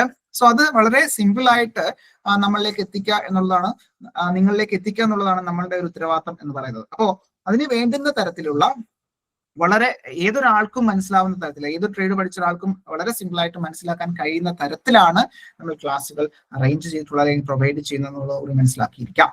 ഓക്കെ, നെക്സ്റ്റ് നോക്കേണ്ടത് transportation engineering and urban planning ആണ്. 2 മാർക്കിന്റെ ഒരു വെയിറ്റേജ് മാത്രമേ അവിടെ ഉള്ളൂ. അപ്പോൾ ഇത്തരത്തിൽ നമുക്കറിയാം, ഇത്തരത്തിലുള്ള ട്രാൻസ്പോർട്ടേഷൻ എഞ്ചിനീയറിംഗുമായി ബന്ധപ്പെട്ട് നോക്കുകയാണെങ്കിൽ ഹൈവേസ്, റോഡ്, റെയിൽ, അപ്പം റെയിൽവേ എഞ്ചിനീയറിംഗ് നമ്മൾ പഠിക്കാറുണ്ട്. അപ്പൊ അങ്ങനെയുള്ള കാര്യങ്ങൾ, ഓക്കെ, ഇപ്പൊ റോഡ് അല്ലെങ്കിൽ നമുക്കറിയാം ഇത്തരത്തിൽ അഗ്രിഗേറ്റ്സ്, ബിറ്റുമിനസ് മെറ്റീരിയൽസ്, നമ്മൾ ടാറിങ്ങുമായി ബന്ധപ്പെട്ടുള്ള കാര്യങ്ങൾ. അപ്പൊ അത്തരത്തിലുള്ള കാര്യങ്ങളാണ് ഇത്തരത്തിൽ ട്രാൻസ്പോർട്ടേഷൻ എഞ്ചിനീയറിംഗ് അല്ലെങ്കിൽ അർബൻ പ്ലാനിങ്ങുമായി ബന്ധപ്പെട്ട് നമ്മൾ മനസ്സിലാക്കേണ്ടതായിട്ടുള്ളത്. ഓക്കെ, സോ ഇത്രയാണ് സിവിൽ സിവിൽ എന്ന് പറയുന്ന സിവിൽ എഞ്ചിനീയറിംഗുമായി ബന്ധപ്പെട്ട് കൃത്യമായിട്ട് മനസ്സിലാക്കേണ്ട ടോപ്പിക്കുകൾ എന്നുള്ളത് മനസ്സിലാക്കിയിരിക്കാം. ഇപ്പൊ 25 മാർക്കാണ് നമ്മളിപ്പോ കണ്ടതിൽ നിന്നും നമ്മൾ മനസ്സിലാക്കേണ്ടത്. ഓക്കെ, നെക്സ്റ്റ് വരുന്നത് പാർട്ട് 2 ആയിട്ട് വരുന്നത് മെക്കാനിക്കൽ എഞ്ചിനീയറിംഗ് ആണ്. മെക്കാനിക്കൽ എഞ്ചിനീയറിംഗിൽ ശ്രദ്ധിക്കേണ്ട കാര്യം, അഗെയിൻ അവിടെ വളരെ ഇമ്പോർട്ടന്റ് ആയിട്ടുള്ള കുറച്ച് കാര്യങ്ങൾ നമ്മൾ ബേസിക് ആയിട്ട് നമ്മൾ പഠിക്കേണ്ടതായിട്ടുണ്ട്. ഇവിടെ നോക്കുകയാണെന്നുണ്ടെങ്കിൽ നമ്മൾ എഞ്ചിനീയറിംഗ് മെക്കാനിക്സ് എന്ന് പറയുന്ന ടോപ്പിക് ഇവിടെ മൊഡ്യൂൾ 1 എഞ്ചിനീയറിംഗ് മെക്കാനിക്സ് തന്നെയാണ് കൊടുത്തിരിക്കുന്നത്. അപ്പോൾ നമ്മളെ സംബന്ധിച്ച് അതായത് എഞ്ചിനീയറിംഗ് മെക്കാനിക്സ് നമുക്കറിയാം ഫസ്റ്റ് ഇയറിൽ നമ്മൾ കോമൺ ആയിട്ട് പഠിക്കുന്ന ഒരു സബ്ജക്റ്റ് ആണ് പൊതുവെ അല്ലെ. നമുക്കറിയാം ഫസ്റ്റ് ഇയറിലൊക്കെ വളരെ കോമൺ ആയിട്ട് എല്ലാവരും പഠിക്കുന്ന സബ്ജക്റ്റുകളാണ് ഈ പറയുന്ന മെക്കാനിക്സ് എന്ന് പറയുന്നത്. അപ്പൊ അത് സിവിൽ ആയിക്കോട്ടെ, മെക്കാനിക്കൽ ആയിക്കോട്ടെ, കെമിക്കൽ ആയിക്കോട്ടെ, അവരെല്ലാം തന്നെ നമ്മളെല്ലാം തന്നെ പഠിക്കുന്ന ഒരു സബ്ജക്ട് തന്നെയാണ്. അത് കോമൺ ആയിട്ടുള്ള സബ്ജക്ട് ആണെന്നുള്ളത് നമുക്കറിയാം. അപ്പൊ അതുകൊണ്ട് തന്നെ അല്ലെങ്കിൽ നേരത്തെ പറഞ്ഞിട്ടുള്ള സ്ട്രെങ്ത് ഓഫ് മെറ്റീരിയൽസ് അല്ലെങ്കിൽ മെക്കാനിക്സ് ഓഫ് സോളിഡ്സിന്റെ ഒരു ബേസ് എന്ന് പറയുന്നത് എന്ത് തന്നെയാണ്, ഇത്തരത്തിലുള്ള എഞ്ചിനീയറിംഗ് മെക്കാനിക്സ് ആണെന്നുള്ളത് നമുക്കറിയാം അല്ലെ. അപ്പൊ അവിടെ ഇത്തരത്തിൽ സ്റ്റാറ്റിക്സും ഡൈനാമിക്സും വരുന്നുണ്ട്. അപ്പൊ ഇവിടെ പ്രധാനമായിട്ടും സ്റ്റാറ്റിക്സ് ആണ് ഫോളോ ചെയ്യുന്നത്, ദാറ്റ് ഈസ് ഫോക്കസ് ചെയ്യുന്നുണ്ടാവുക fundamental concept of mechanics, rigid body എന്താണ്, ട്രാൻസ്മിസിബിലിറ്റി എന്താണ്. സോ അങ്ങനെയുള്ള കാര്യങ്ങളാണ് കൃത്യമായിട്ട് 3 മാർക്സ് എഞ്ചിനീയറിംഗ് മെക്കാനിക്സുമായി ബന്ധപ്പെട്ട് മനസ്സിലാക്കേണ്ടത്. നെക്സ്റ്റ് മൊഡ്യൂൾ 2 രണ്ടാമത്തെ മൊഡ്യൂളിലേക്ക് വരികയാണെന്നുണ്ടെങ്കിൽ materials and mechanics of solids ആണ്. ഓക്കെ, എഗെയിൻ നമ്മൾ നേരത്തെ പറഞ്ഞതുപോലെ സ്ട്രെങ്ത് ഓഫ് മെറ്റീരിയൽസ് അല്ലെങ്കിൽ മെക്കാനിക്സ് ഓഫ് സോളിഡ്സ് തന്നെ വീണ്ടും ഇവിടെ വരുന്നുണ്ട് അല്ലെ. അപ്പൊ കുറച്ച് കാര്യങ്ങൾ അത്തരത്തിൽ നോക്കുകയാണെന്നുണ്ടെങ്കിൽ സ്ട്രെസ്, സ്ട്രെയിന്, ഹൂക്സ് ലോ എന്താണ്, മെറ്റീരിയൽ റിലേറ്റഡ് ആയിട്ടുള്ള കുറച്ച് കാര്യങ്ങൾ വരുന്നുണ്ട്. എന്താണ് പോയിസൺ റേഷ്യോ എന്ന് പറയുന്നത്, ദാറ്റ് ഈസ് ബൾക്ക് മോൾസ് എന്താണ്, സോ ആ റിലേഷൻ എന്താണ്, ഇത്തരത്തിൽ ഇലാസ്റ്റിക് കോൺസ്റ്റന്റ് തമ്മിലുള്ള റിലേഷൻ എങ്ങനെയാണ്. ദെൻ മെറ്റീരിയൽസുമായി ബന്ധപ്പെട്ട് നോക്കുകയാണെന്നുണ്ടെങ്കിൽ മെറ്റൽസ്, അലോയ്സ് അല്ലെ, ഇത്തരത്തിൽ വളരെ ഇമ്പോർട്ടന്റ് ആണ് മെറ്റൽസ് അല്ലെങ്കിൽ എന്താണ് എഞ്ചിനീയറിംഗ് മെറ്റീരിയൽസ് വളരെ ഇമ്പോർട്ടന്റ് ആണ്. ദെൻ അവിടെ നമ്മൾ യൂസ് ചെയ്യുന്ന അലോയ്സ്, കോമ്പോസിറ്റ് മെറ്റീരിയൽസ് യൂസ് ചെയ്യാറുണ്ട്. ഫേസ് ഡയഗ്രാം എന്താണ്, time temperature transformation diagram, DTT diagram എന്താണ്, കർവ് എന്താണ്, സോ മെറ്റീരിയലിന്റെ ബിഹേവിയർ എങ്ങനെയാണ് വരുന്നുണ്ടാവുക, സോ അത് ഡക്ടൈൽ ആണോ, ബ്രിട്ടിൽ ആണോ, സോ അത്തരത്തിലുള്ള കാര്യങ്ങളൊക്കെ നമ്മൾ കൃത്യമായിട്ട് ടെസ്റ്റിലൂടെയൊക്കെ നമ്മൾ സാധാരണ ഐഡന്റിഫൈ ചെയ്യാറുണ്ട്. സോ അത് സ്ട്രെങ്ത് ഓഫ് മെറ്റീരിയൽ അല്ലെങ്കിൽ SM ലാബിലൊക്കെ നമ്മൾ ചെയ്തിട്ടുണ്ട് കുറച്ചധികം കാര്യങ്ങൾ. അപ്പൊ അത്തരത്തിലുള്ള കാര്യങ്ങളാണ് ഇവിടെ പ്രധാനമായിട്ടും materials and mechanics of solids again combine ചെയ്തുകൊണ്ടാണ് 4 മാർക്സ് ആണ് അവിടെയും. അതും കോമൺ ആയിട്ടൊക്കെ നമുക്ക് പഠിക്കാവുന്ന അല്ലെങ്കിൽ നമുക്ക് മനസ്സിലാക്കാം. അത് കെമിക്കൽ ആയിക്കോട്ടെ, സിവിൽ ആയിക്കോട്ടെ, അവർക്കും വളരെ ഈസി ആയിട്ട് ഫോളോ ചെയ്യാവുന്ന കാര്യങ്ങളേ ഉള്ളൂ ഈ പറയുന്ന മൊഡ്യൂൾ 2 എന്ന് പറയുന്നത്. മൊഡ്യൂൾ 3 വരുമ്പോൾ basic mechanics and dynamics of machinery അല്ലെ, ഡൈനാമിക്സ് ഓഫ് മെഷീനറി വരുന്നുണ്ട്. അവിടെ പ്രധാനമായിട്ടും 2 കാര്യങ്ങളാണ് പഠിക്കേണ്ടത്. ഒന്ന് ഗിയർ എന്ന് പറയുന്ന ടോപ്പിക്കാണ്. ഒന്ന് ഗിയർ എന്ന് പറയുന്ന ടോപ്പിക്, രണ്ട് വൈബ്രേഷൻ എന്ന് പറയുന്ന ടോപ്പിക്കാണ്. സോ ഈ രണ്ട് കാര്യങ്ങളാണ് പ്രധാനമായിട്ടും അവിടെ മനസ്സിലാക്കേണ്ടതായിട്ടുള്ളത്. സോ ഗിയർ എന്ന് പറയുന്ന പവർ ട്രാൻസ്മിഷൻ ഡിവൈസ് ആണ്, അല്ലെങ്കിൽ ഒരു എലമെന്റ് ആണ്, ഒരു മെഷീൻ എലമെന്റ് ആണ് ഗിയർ എന്ന് പറയുന്നത്. സോ ഗിയറുമായി ബന്ധപ്പെട്ട് പ്രധാനമായിട്ടും സ്പർ ഗിയർ എന്താണെന്നുള്ളത്, അതിന്റെ ടെർമിനോളജി എന്താണ്, ലോ ഓഫ് ഗിയറിംഗ്, അതുപോലെ തന്നെ അവിടെയുള്ള പ്രൊഫൈൽ, ടീത്തിന്റെ പ്രൊഫൈലുമായി ബന്ധപ്പെട്ടുള്ള കാര്യങ്ങൾ, ഇൻവല്യൂട്ട് അല്ലെങ്കിൽ സൈക്ലോയിഡൽ ടീത്തുകൾ. സോ ഒരു മോഡിഫിക്കേഷൻ എങ്ങനെയാണ്, ഗിയർ ടൂത്ത് എങ്ങനെയൊക്കെ ഫെയിലുവർ ചെയ്യുന്നുണ്ട്, okay, theories of failure, then bevel helical worm gear എന്താണെന്നുള്ളത് വളരെ ബേസിക് ആയിട്ട് നമുക്ക് മനസ്സിലാക്കേണ്ടതായിട്ടുണ്ട്. പിന്നീട് വൈബ്രേഷൻ എന്ന് പറയുന്ന ഒരു ടോപ്പിക് ആണ്. അഗെയിൻ വൈബ്രേഷൻ നമ്മൾ കോമൺ ആയിട്ട് engineering mechanics simple harmonic motion ഒക്കെ നമ്മൾ എല്ലാവരും പഠിച്ചിട്ടുള്ളതാണ്. സോ ആ ഒരു ബേസിക് വെച്ചുകൊണ്ട് തന്നെ, അല്ലെങ്കിൽ ബേസിക് നോളജ് വെച്ചുകൊണ്ട് തന്നെ നമുക്ക് മനസ്സിലാക്കാൻ കഴിയുന്ന കുറച്ച് കാര്യങ്ങൾ മാത്രമേ നമുക്ക് അതിൽ വൈബ്രേഷനുമായി ബന്ധപ്പെട്ട് വരുന്നുള്ളൂ. സോ വൈബ്രേഷനിൽ നിന്നും നമുക്ക് ഇത്തരത്തിലുള്ള പ്രോബ്ലംസ് ഒക്കെ പൊതുവെ നമ്മൾ ഫേസ് ചെയ്യാറുണ്ട്. അപ്പൊ നേരത്തെ പറഞ്ഞിട്ടുള്ള എഞ്ചിനീയറിംഗ് മെക്കാനിക്സ് അല്ലെങ്കിൽ സ്ട്രെങ്ത് ഓഫ് മെറ്റീരിയൽസുമായി ബന്ധപ്പെട്ട പ്രോബ്ലംസ് വരാൻ സാധ്യതയുണ്ട്, വന്നിട്ടുണ്ട് എന്നുള്ളത് കൂടി മനസ്സിലാക്കിയിരിക്കാം. നെക്സ്റ്റ് മൊഡ്യൂൾ 4 വരികയാണെന്നുണ്ടെങ്കിൽ again fluid mechanics and heat transfer ആണ് അല്ലെ. സോ ഫ്ലൂയിഡ് മെക്കാനിക്സ് വീണ്ടും വരും അല്ലെ. അപ്പൊ ഇവിടെ ഈ ഫ്ലൂയിഡ്സുമായി ബന്ധപ്പെട്ട് ടൈപ്സ് ഓഫ് ഫ്ലൂയിഡ്സ്, ഡെൻസിറ്റി, വളരെ ബേസിക് ആയിട്ടുള്ള എന്താണ് ആ ഒരു ഫ്ലൂയിഡുമായി ബന്ധപ്പെട്ടുള്ള density, specific weight, vapour pressure എന്താണ്, ന്യൂട്ടൺസ് ലോ ഓഫ് വിസ്കോസിറ്റി എന്താണ്, ടൈപ്സ് ഓഫ് ഫ്ലൂയിഡ്സ് ഏതൊക്കെയാണ്, ദെൻ ആ ഫ്ലോ മെഷറിംഗ് ഇൻസ്ട്രുമെന്റ് ഡിവൈസസ് ഏതൊക്കെയാണ്. അഗെയിൻ അത് നമ്മളുടെ മെഷർമെന്റ്, അതായത് ഹൈഡ്രോളിക് മെഷീൻസുമായി ബന്ധപ്പെട്ടുള്ള ടർബൈൻസ്, അതുപോലെ തന്നെ പമ്പ്, അങ്ങനെയൊക്കെയുള്ള കാര്യങ്ങൾ വീണ്ടും അവിടെ നമ്മൾ മനസ്സിലാക്കേണ്ടതായിട്ടുണ്ട്. അത് എഗെയിൻ ഒരു റിപ്പീറ്റേഷൻ എന്നുള്ള രീതിയിൽ നമുക്ക് മനസ്സിലാക്കാൻ കാര്യം, നേരത്തെ ഫ്ലൂയിഡ് മെക്കാനിക്സിൽ പറഞ്ഞിട്ടുള്ള ഏകദേശം കാര്യങ്ങൾ അതിന്റെ കണ്ടിന്യൂഷൻ ആയിട്ട് നമുക്ക് ഇത് മനസ്സിലാക്കാവുന്നതേ ഉള്ളൂ. പിന്നീട് വരുന്നൊരു ടോപ്പിക്, ഫ്ലൂയിഡ്സ് കഴിഞ്ഞാൽ നമുക്ക് വരുന്നത് ഹീറ്റ് ട്രാൻസ്ഫർ എന്ന് പറയുന്ന ഒരു ടോപ്പിക് ആണ്. സോ അവിടെ നമ്മൾ തെർമോഡൈനാമിക്സിന്റെ ഒരു ബേസിക് ആയിട്ടുള്ള കാര്യങ്ങൾ നമ്മൾ മനസ്സിലാക്കേണ്ടതായിട്ടുണ്ട്. സോ അതിനുശേഷമാണ് അത്തരത്തിൽ ഹീറ്റ് ട്രാൻസ്ഫറിലേക്ക് വരുന്നുണ്ടാവുക. സോ കണ്ടക്ഷൻ, കൺവെക്ഷൻ, റേഡിയേഷൻ എന്നുള്ള രീതിയിൽ ഹീറ്റ് ട്രാൻസ്ഫർ നമുക്ക് കൃത്യമായിട്ട് പഠിക്കേണ്ടതായിട്ടുണ്ട്. അപ്പൊ ഇവിടെ പ്രധാനമായിട്ടും കണ്ടക്ഷൻ ആണ് അവിടെ പ്രധാനമായിട്ട് നമ്മൾ ഫോക്കസ് ചെയ്ത് സിലബസ് കൊടുത്തിരിക്കുന്നത്. സോ അത് കൃത്യമായിട്ട് പഠിക്കേണ്ടതായിട്ടുണ്ട്. വളരെ ബേസിക് ആയിട്ടുള്ള Fourier law of heat conduction കൃത്യമായിട്ട് പഠിക്കുക. സോ അങ്ങനെയുള്ള വളരെ ബേസിക് ആയിട്ടുള്ള കുറച്ച് കാര്യങ്ങൾ, എന്നാൽ കുറച്ച് നമ്മുടെ ഡെപ്ത് കോൺസെപ്റ്റ് ക്ലിയർ ചെയ്ത് മുന്നോട്ട് പോകേണ്ട കാര്യങ്ങൾ തന്നെയാണ്. അപ്പൊ അവിടെ കുറച്ച് ബുദ്ധിമുട്ട് ഒരുപക്ഷെ സിവിൽ കുട്ടികൾക്ക് വരാൻ സാധ്യത കൂടുതലാണ്. കെമിക്കൽ കുട്ടികൾ കഴിക്കുന്ന ഒരു പക്ഷെ അവരവിടെ ഹീറ്റ് ട്രാൻസ്ഫർ കൃത്യമായിട്ട് പഠിക്കുന്നുണ്ട്. മാസ് ട്രാൻസ്ഫർ ആയിക്കോട്ടെ, ഹീറ്റ് ട്രാൻസ്ഫർ ആയിട്ടൊക്കെ ഏകദേശം ഒരു കാര്യങ്ങൾ മനസ്സിലാക്കി പോകുന്ന കൂട്ടത്തിലാണ്. അപ്പൊ അവിടെ നമ്മൾ സിവിൽ ഉദ്യോഗാർത്ഥികൾക്ക് കുറച്ചധികം എഫേർട്ട് എടുക്കേണ്ട കുറച്ച് കാര്യങ്ങൾ അവിടെ വരുന്നുണ്ടെന്ന് കൂടി മനസ്സിലാക്കിയിരിക്കാം. സോ നെക്സ്റ്റ് 5ാമത്തെ മൊഡ്യൂളായിട്ട് ലാസ്റ്റ് മൊഡ്യൂൾ നോക്കേണ്ടത് ഇൻഡസ്ട്രിയൽ ആൻഡ് പ്രൊഡക്ഷൻ എഞ്ചിനീയറിംഗ് ആണ്. സോ ഇവിടെ പ്രധാനമായിട്ടും 6 മാർക്കാണ്, വെയിറ്റേജ് ചിലപ്പം കൂടുതലാണ്, 6 മാർക്കാണ് ഇൻഡസ്ട്രിയൽ ആൻഡ് പ്രൊഡക്ഷൻ എഞ്ചിനീയറിംഗുമായി ബന്ധപ്പെട്ട് മനസ്സിലാക്കേണ്ടത്. അവിടെ വളരെ സിമ്പിൾ ആയിട്ടുള്ള, അതായത് എഞ്ചിനീയറിംഗ് മാനേജ്മെന്റുമായി ബന്ധപ്പെട്ടാണ്. അതിൽ നമ്മളെല്ലാം കോമൺ ആയിട്ട് പഠിച്ചിട്ടുള്ള എഞ്ചിനീയറിംഗ് മാനേജ്മെന്റ് എന്നുള്ള പേപ്പർ കോമൺ ആയിട്ട് മാനേജ്മെന്റ് പഠിക്കാറുണ്ട്. സോ അതിൽ തന്നെയുള്ള കുറച്ച് കാര്യങ്ങളാണ് എത്തിക്സ് എന്താണ്, ടൈപ്സ് ഓഫ് ഓർഗനൈസേഷൻ എന്താണ്, ടൈപ്സ് ഓഫ് മാനേജ്മെന്റ് എന്താണ് ഈ ബഡ്ജറ്റിംഗ് എന്ന് പറയുന്നത്, അങ്ങനെയുള്ള കുറച്ച് കാര്യങ്ങളാണ് അവിടെ നമുക്ക് മനസ്സിലാക്കേണ്ടതായിട്ടുള്ളത്. സോ വളരെ സിമ്പിൾ ആയിട്ടുള്ള കാര്യങ്ങളാണ്. സോ നമുക്ക് കൃത്യമായിട്ട് ഒരു ഐഡിയ ഉണ്ടെന്നുണ്ടെങ്കിൽ ഈസി ആയിട്ട് മാർക്ക് സ്കോർ ചെയ്യാൻ പറ്റും. പിന്നീട് പ്രൊഡക്ഷൻ എഞ്ചിനീയറിംഗുമായി ബന്ധപ്പെട്ട് പ്രധാനമായിട്ടും നമ്മൾ പഠിക്കുന്നത് കാസ്റ്റിംഗ്, അത് വളരെ ബേസിക് ആയിട്ടുള്ള കാസ്റ്റിംഗ് മെത്തേഡ് എന്താണ്, സാൻഡ് കാസ്റ്റിംഗ് പഠിക്കുന്നുണ്ട്. ദെൻ അതുപോലെ തന്നെ ടൂൾസ്, മെഷീൻ ടൂൾസ് എന്താണ്, okay, different types of machining operations, അവിടെ നമ്മൾ യൂസ് ചെയ്യുന്ന പ്രിൻസിപ്പിൾസ് എന്താണ്. സോ അത്തരത്തിൽ നോക്കുകയാണെങ്കിൽ turning, grinding, shaping, drilling, welding. Okay, welding again manufacturing method ആണ്. അതിൽ ഫാസ്റ്റനിങ്, പെർമനന്റ് ഫാസ്റ്റനിങ് മെത്തേഡ് ആണ്, അല്ലെങ്കിൽ മെറ്റൽ ജോയിനിങ് പ്രോസസ് ആണ് വെൽഡിംഗ് എന്ന് പറയുന്നത്. അപ്പൊ വെൽഡിംഗുമായി ബന്ധപ്പെട്ടുള്ള അഡ്വാൻസ്ഡ് ആയിട്ടുള്ള tungsten inert gas welding, that is metal inert gas welding, MIG, TIG welding മെത്തേഡുകൾ കൃത്യമായിട്ട് പഠിക്കേണ്ടതായിട്ടുണ്ട്. അതിനുശേഷം CNC, computer numerical control machine, CNC മെഷീൻസുമായി ബന്ധപ്പെട്ട് അതിന്റെ ബേസിക്സ് നമുക്ക് പഠിക്കേണ്ടതായിട്ടുണ്ട്. ഇത്രയാണ് അവിടെ പ്രൊഡക്ഷനുമായി ബന്ധപ്പെട്ട് മനസ്സിലാക്കേണ്ടത്. ഇപ്പൊ ഇൻഡസ്ട്രിയൽ എഞ്ചിനീയറിംഗും പ്രൊഡക്ഷൻ എഞ്ചിനീയറിംഗും കമ്പൈൻ ചെയ്തുകൊണ്ടാണ്. സോ 6 മാർക്സ് ആണ് അവിടെ കൊടുത്തിരിക്കുന്നത് മൊഡ്യൂൾ 5 എന്ന് പറയുന്നത്. അപ്പൊ ഇത്തരത്തിലാണ് മെക്കാനിക്കൽ എഞ്ചിനീയറിംഗുമായി ബന്ധപ്പെട്ടുള്ള കാര്യങ്ങൾ നമ്മൾ മനസ്സിലാക്കേണ്ടത്. ഓക്കെ, അപ്പൊ ഏകദേശം ഒരു ഐഡിയ നിങ്ങൾക്ക് കിട്ടിയിട്ടുണ്ടാവും. ആദ്യമായിട്ട് കാണുന്ന, അല്ലെങ്കിൽ ആദ്യമായിട്ട് ഇത്തരത്തിൽ മെക്കാനിക്കൽ തന്നെ കുറേയധികം കാര്യങ്ങളുണ്ട്, പക്ഷെ എല്ലാ കാര്യങ്ങളും നമ്മൾ പഠിക്കേണ്ടതായിട്ടില്ല.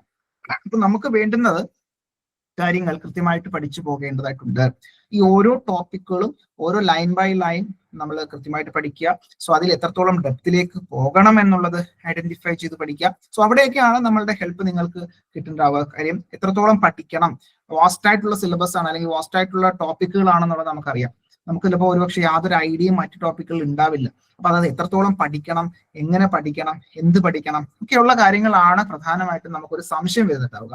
അപ്പൊ കമ്പാരിറ്റീവ്ലി എന്താണ് സിസ്റ്റമാറ്റിക് ആയിട്ടുള്ള രീതിയിൽ തന്നെയാണ് നമ്മൾ ഈ ഒരു കോഴ്സ് നിങ്ങൾക്ക് വേണ്ടി അത് അറേഞ്ച് ചെയ്തിട്ടുള്ളത്, അല്ലെങ്കിൽ സ്ട്രക്ചേർഡ് ആയിട്ടുള്ള രീതിയിലാണ് നമ്മൾ അറേഞ്ച് ചെയ്തിരിക്കുന്നത്.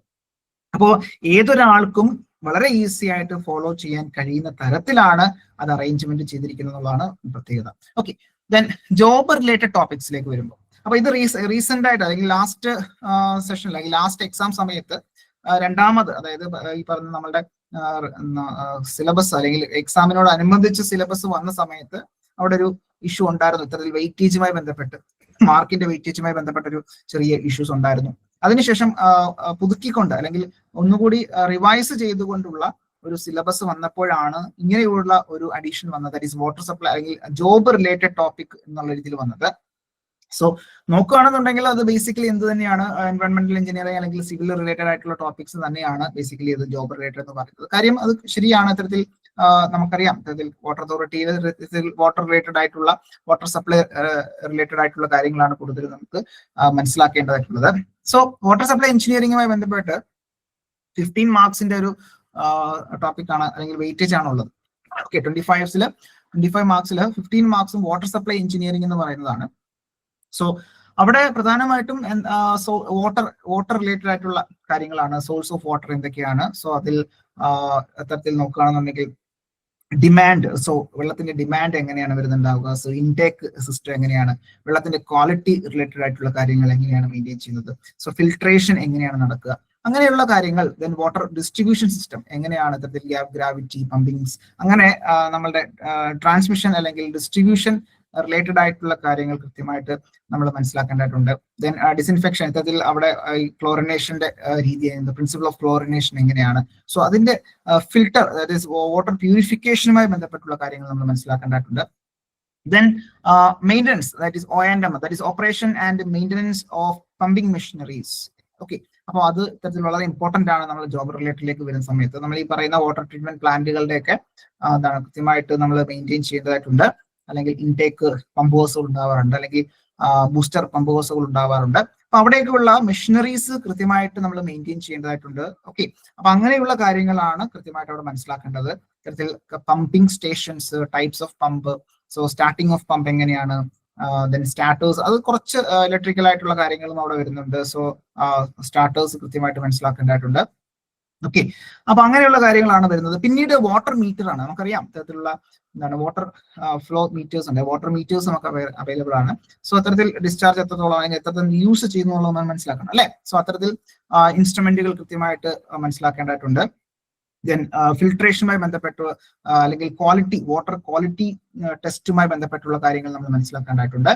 Okay, then next water audit അല്ലെങ്കിൽ ലീക്കേജ് കൺട്രോളുമായി ബന്ധപ്പെട്ട് പ്ലാനിങ് എങ്ങനെയാണ് ഓഡിറ്റ് നടക്കുന്നുണ്ടാവുക, കൃത്യമായിട്ട് ലീക്കേജ് ഒബ്സർവേഷൻ അല്ലെങ്കിൽ ലീക്കേജ് കൺട്രോൾ നമുക്ക് എങ്ങനെ ചെയ്യാൻ സാധിക്കും. സോ അങ്ങനെയൊക്കെയുള്ള കാര്യങ്ങളാണ് അവിടെ മനസ്സിലാക്കേണ്ടത്. രണ്ടാമത്തെ പാർട്ടായിട്ട് 10 മാർക്സ് ആണ്. നേരത്തെ 15 ആയിരുന്നു, അതിനുശേഷം 10 മാർക്സ് വരുന്നത് വേസ്റ്റ് വാട്ടർ എഞ്ചിനീയറിംഗ് എന്ന് പറയുന്ന രീതിയിലാണ്. സോ അവിടെ കൺവെൻഷണൽ ആയിട്ട് വാട്ടർ ട്രീറ്റ്മെന്റ് പ്ലാന്റ്, നമുക്കറിയാം വാട്ടർ ട്രീറ്റ്മെന്റ് പ്ലാന്റ് ഉണ്ടാവും. അതിന്റെ കൺവെൻഷണൽ ആയിട്ടുള്ള ലേ ഔട്ട് എങ്ങനെയാണ്, എന്തൊക്കെ കാര്യങ്ങളാണ് അവിടെ ഉണ്ടാവുക പ്രധാനമായിട്ടും. ഓക്കെ, ദെൻ അവിടെ ഫിൽട്രേഷനുമായി ബന്ധപ്പെട്ട സാൻഡ് ഫിൽറ്റേഴ്സ് അവൈലബിൾ ആയിരിക്കും, പ്രഷർ ഫിൽറ്റേഴ്സ് അവൈലബിൾ ആയിരിക്കും. സോ അങ്ങനെയുള്ള ഫിൽറ്റേഴ്സ് റിലേറ്റഡ് ആയിട്ടുള്ള കാര്യങ്ങൾ അഗെയിൻ അവിടെ മനസ്സിലാക്കേണ്ടതായിട്ടുണ്ട്. ദെൻ അങ്ങനെയുള്ള കാര്യങ്ങളാണ് പ്രധാനമായിട്ടും അവിടെ 10 mark, that is waste water എഞ്ചിനീയറിംഗുമായി ബന്ധപ്പെട്ട് മനസ്സിലാക്കേണ്ടത്. അപ്പോൾ ദെൻ കെമിക്കൽ യൂണിറ്റ് പ്രോസസ് ഉണ്ടാവും, ക്ലോറിനേഷൻ പ്രോസസ്സുകൾ അഗെയിൻ അവിടെ മനസ്സിലാക്കുക. Then natural water, waste water treatment system എന്താണ്, ഇത്തരത്തിൽ വേസ്റ്റ് വാട്ടറിനെ നമുക്ക് എങ്ങനെ ട്രീറ്റ് ചെയ്ത് നമുക്ക് യൂസ് ചെയ്യാം എന്നുള്ള വിധത്തിൽ നാച്ചുറൽ ആയിട്ടുള്ള വേസ്റ്റ് വാട്ടർ ട്രീറ്റ്മെന്റ് സിസ്റ്റം എങ്ങനെയാണ് വർക്ക് ചെയ്യുന്നുണ്ടാവുക. സോ അത്തരത്തിൽ ഓക്സിഡേഷൻ പോണ്ട്, ലെഗൂൺസ്, അങ്ങനെയുള്ള കാര്യങ്ങളൊക്കെ കൃത്യമായിട്ട് മനസ്സിലാക്കി മുന്നോട്ട് പോകേണ്ടതായിട്ടുണ്ട്.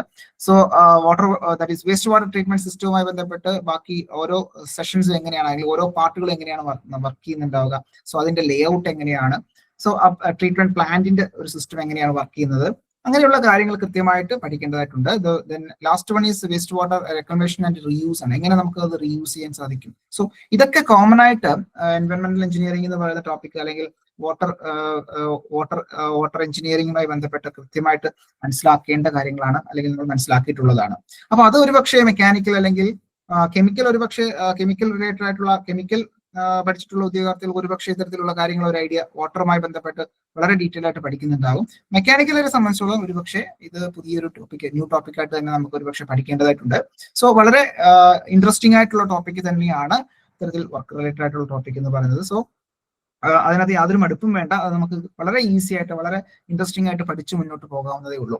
ഓക്കെ, ഇത്രയാണ് നമ്മളുടെ സിലബസുമായി ബന്ധപ്പെട്ട്, നമ്മളുടെ ടോപ്പിക്കുമായി ബന്ധപ്പെട്ട് മനസ്സിലാക്കേണ്ട കുറച്ച് കാര്യങ്ങൾ.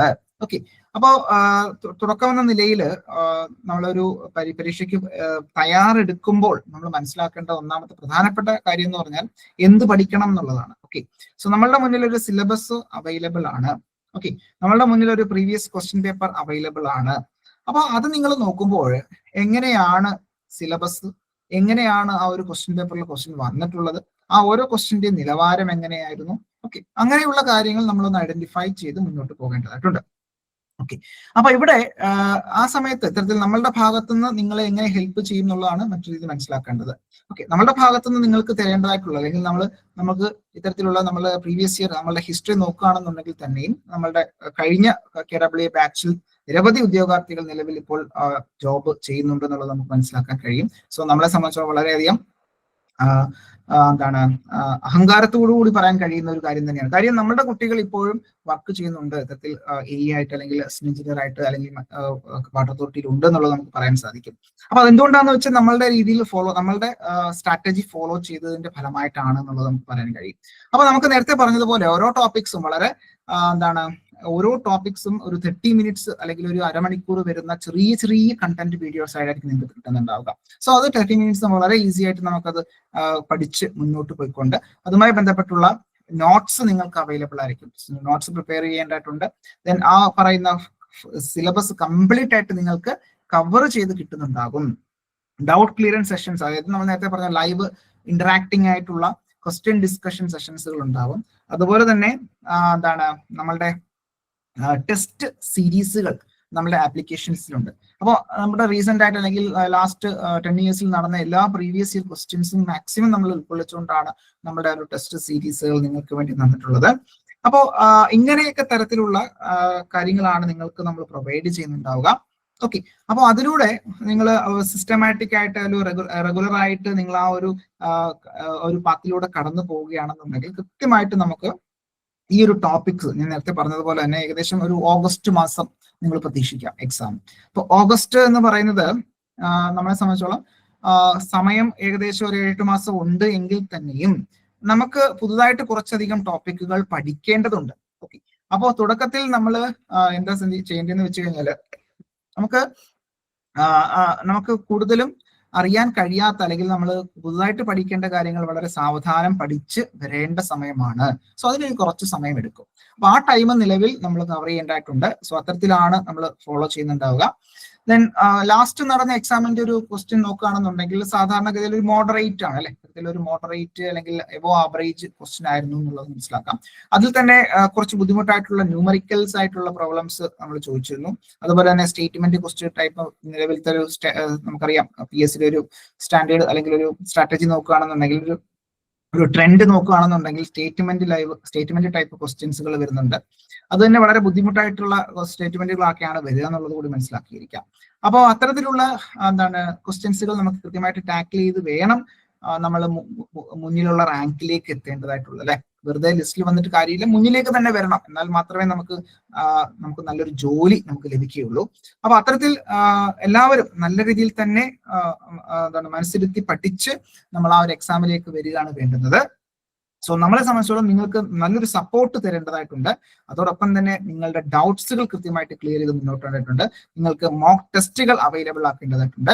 സോ നിങ്ങളുടെ ആ ഒരു റേഞ്ച് ഉയർത്തുക എന്നുള്ളതാണ് കൃത്യമായിട്ട് ആ ഒരു എക്സാമിന് അറ്റൻഡ് ചെയ്ത് അതുപോലെ തന്നെ ഉയർന്ന റാങ്കിലേക്ക് എത്തിക്കുക എന്നുള്ളതാണ് നമ്മളുടെ ഒരു ജോബ് എന്ന് പറയുന്നത്. Okay fine.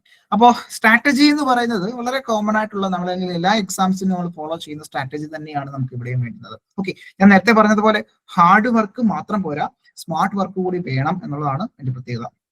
സോ കൃത്യമായിട്ട് സിലബസ് ഐഡന്റിഫൈ ചെയ്യുക, മൊഡ്യൂൾ ഡീറ്റെയിൽസുകൾ നോക്കുക, വെയിറ്റേജ് മാർക്ക് വെയിറ്റേജ് നോക്കുക.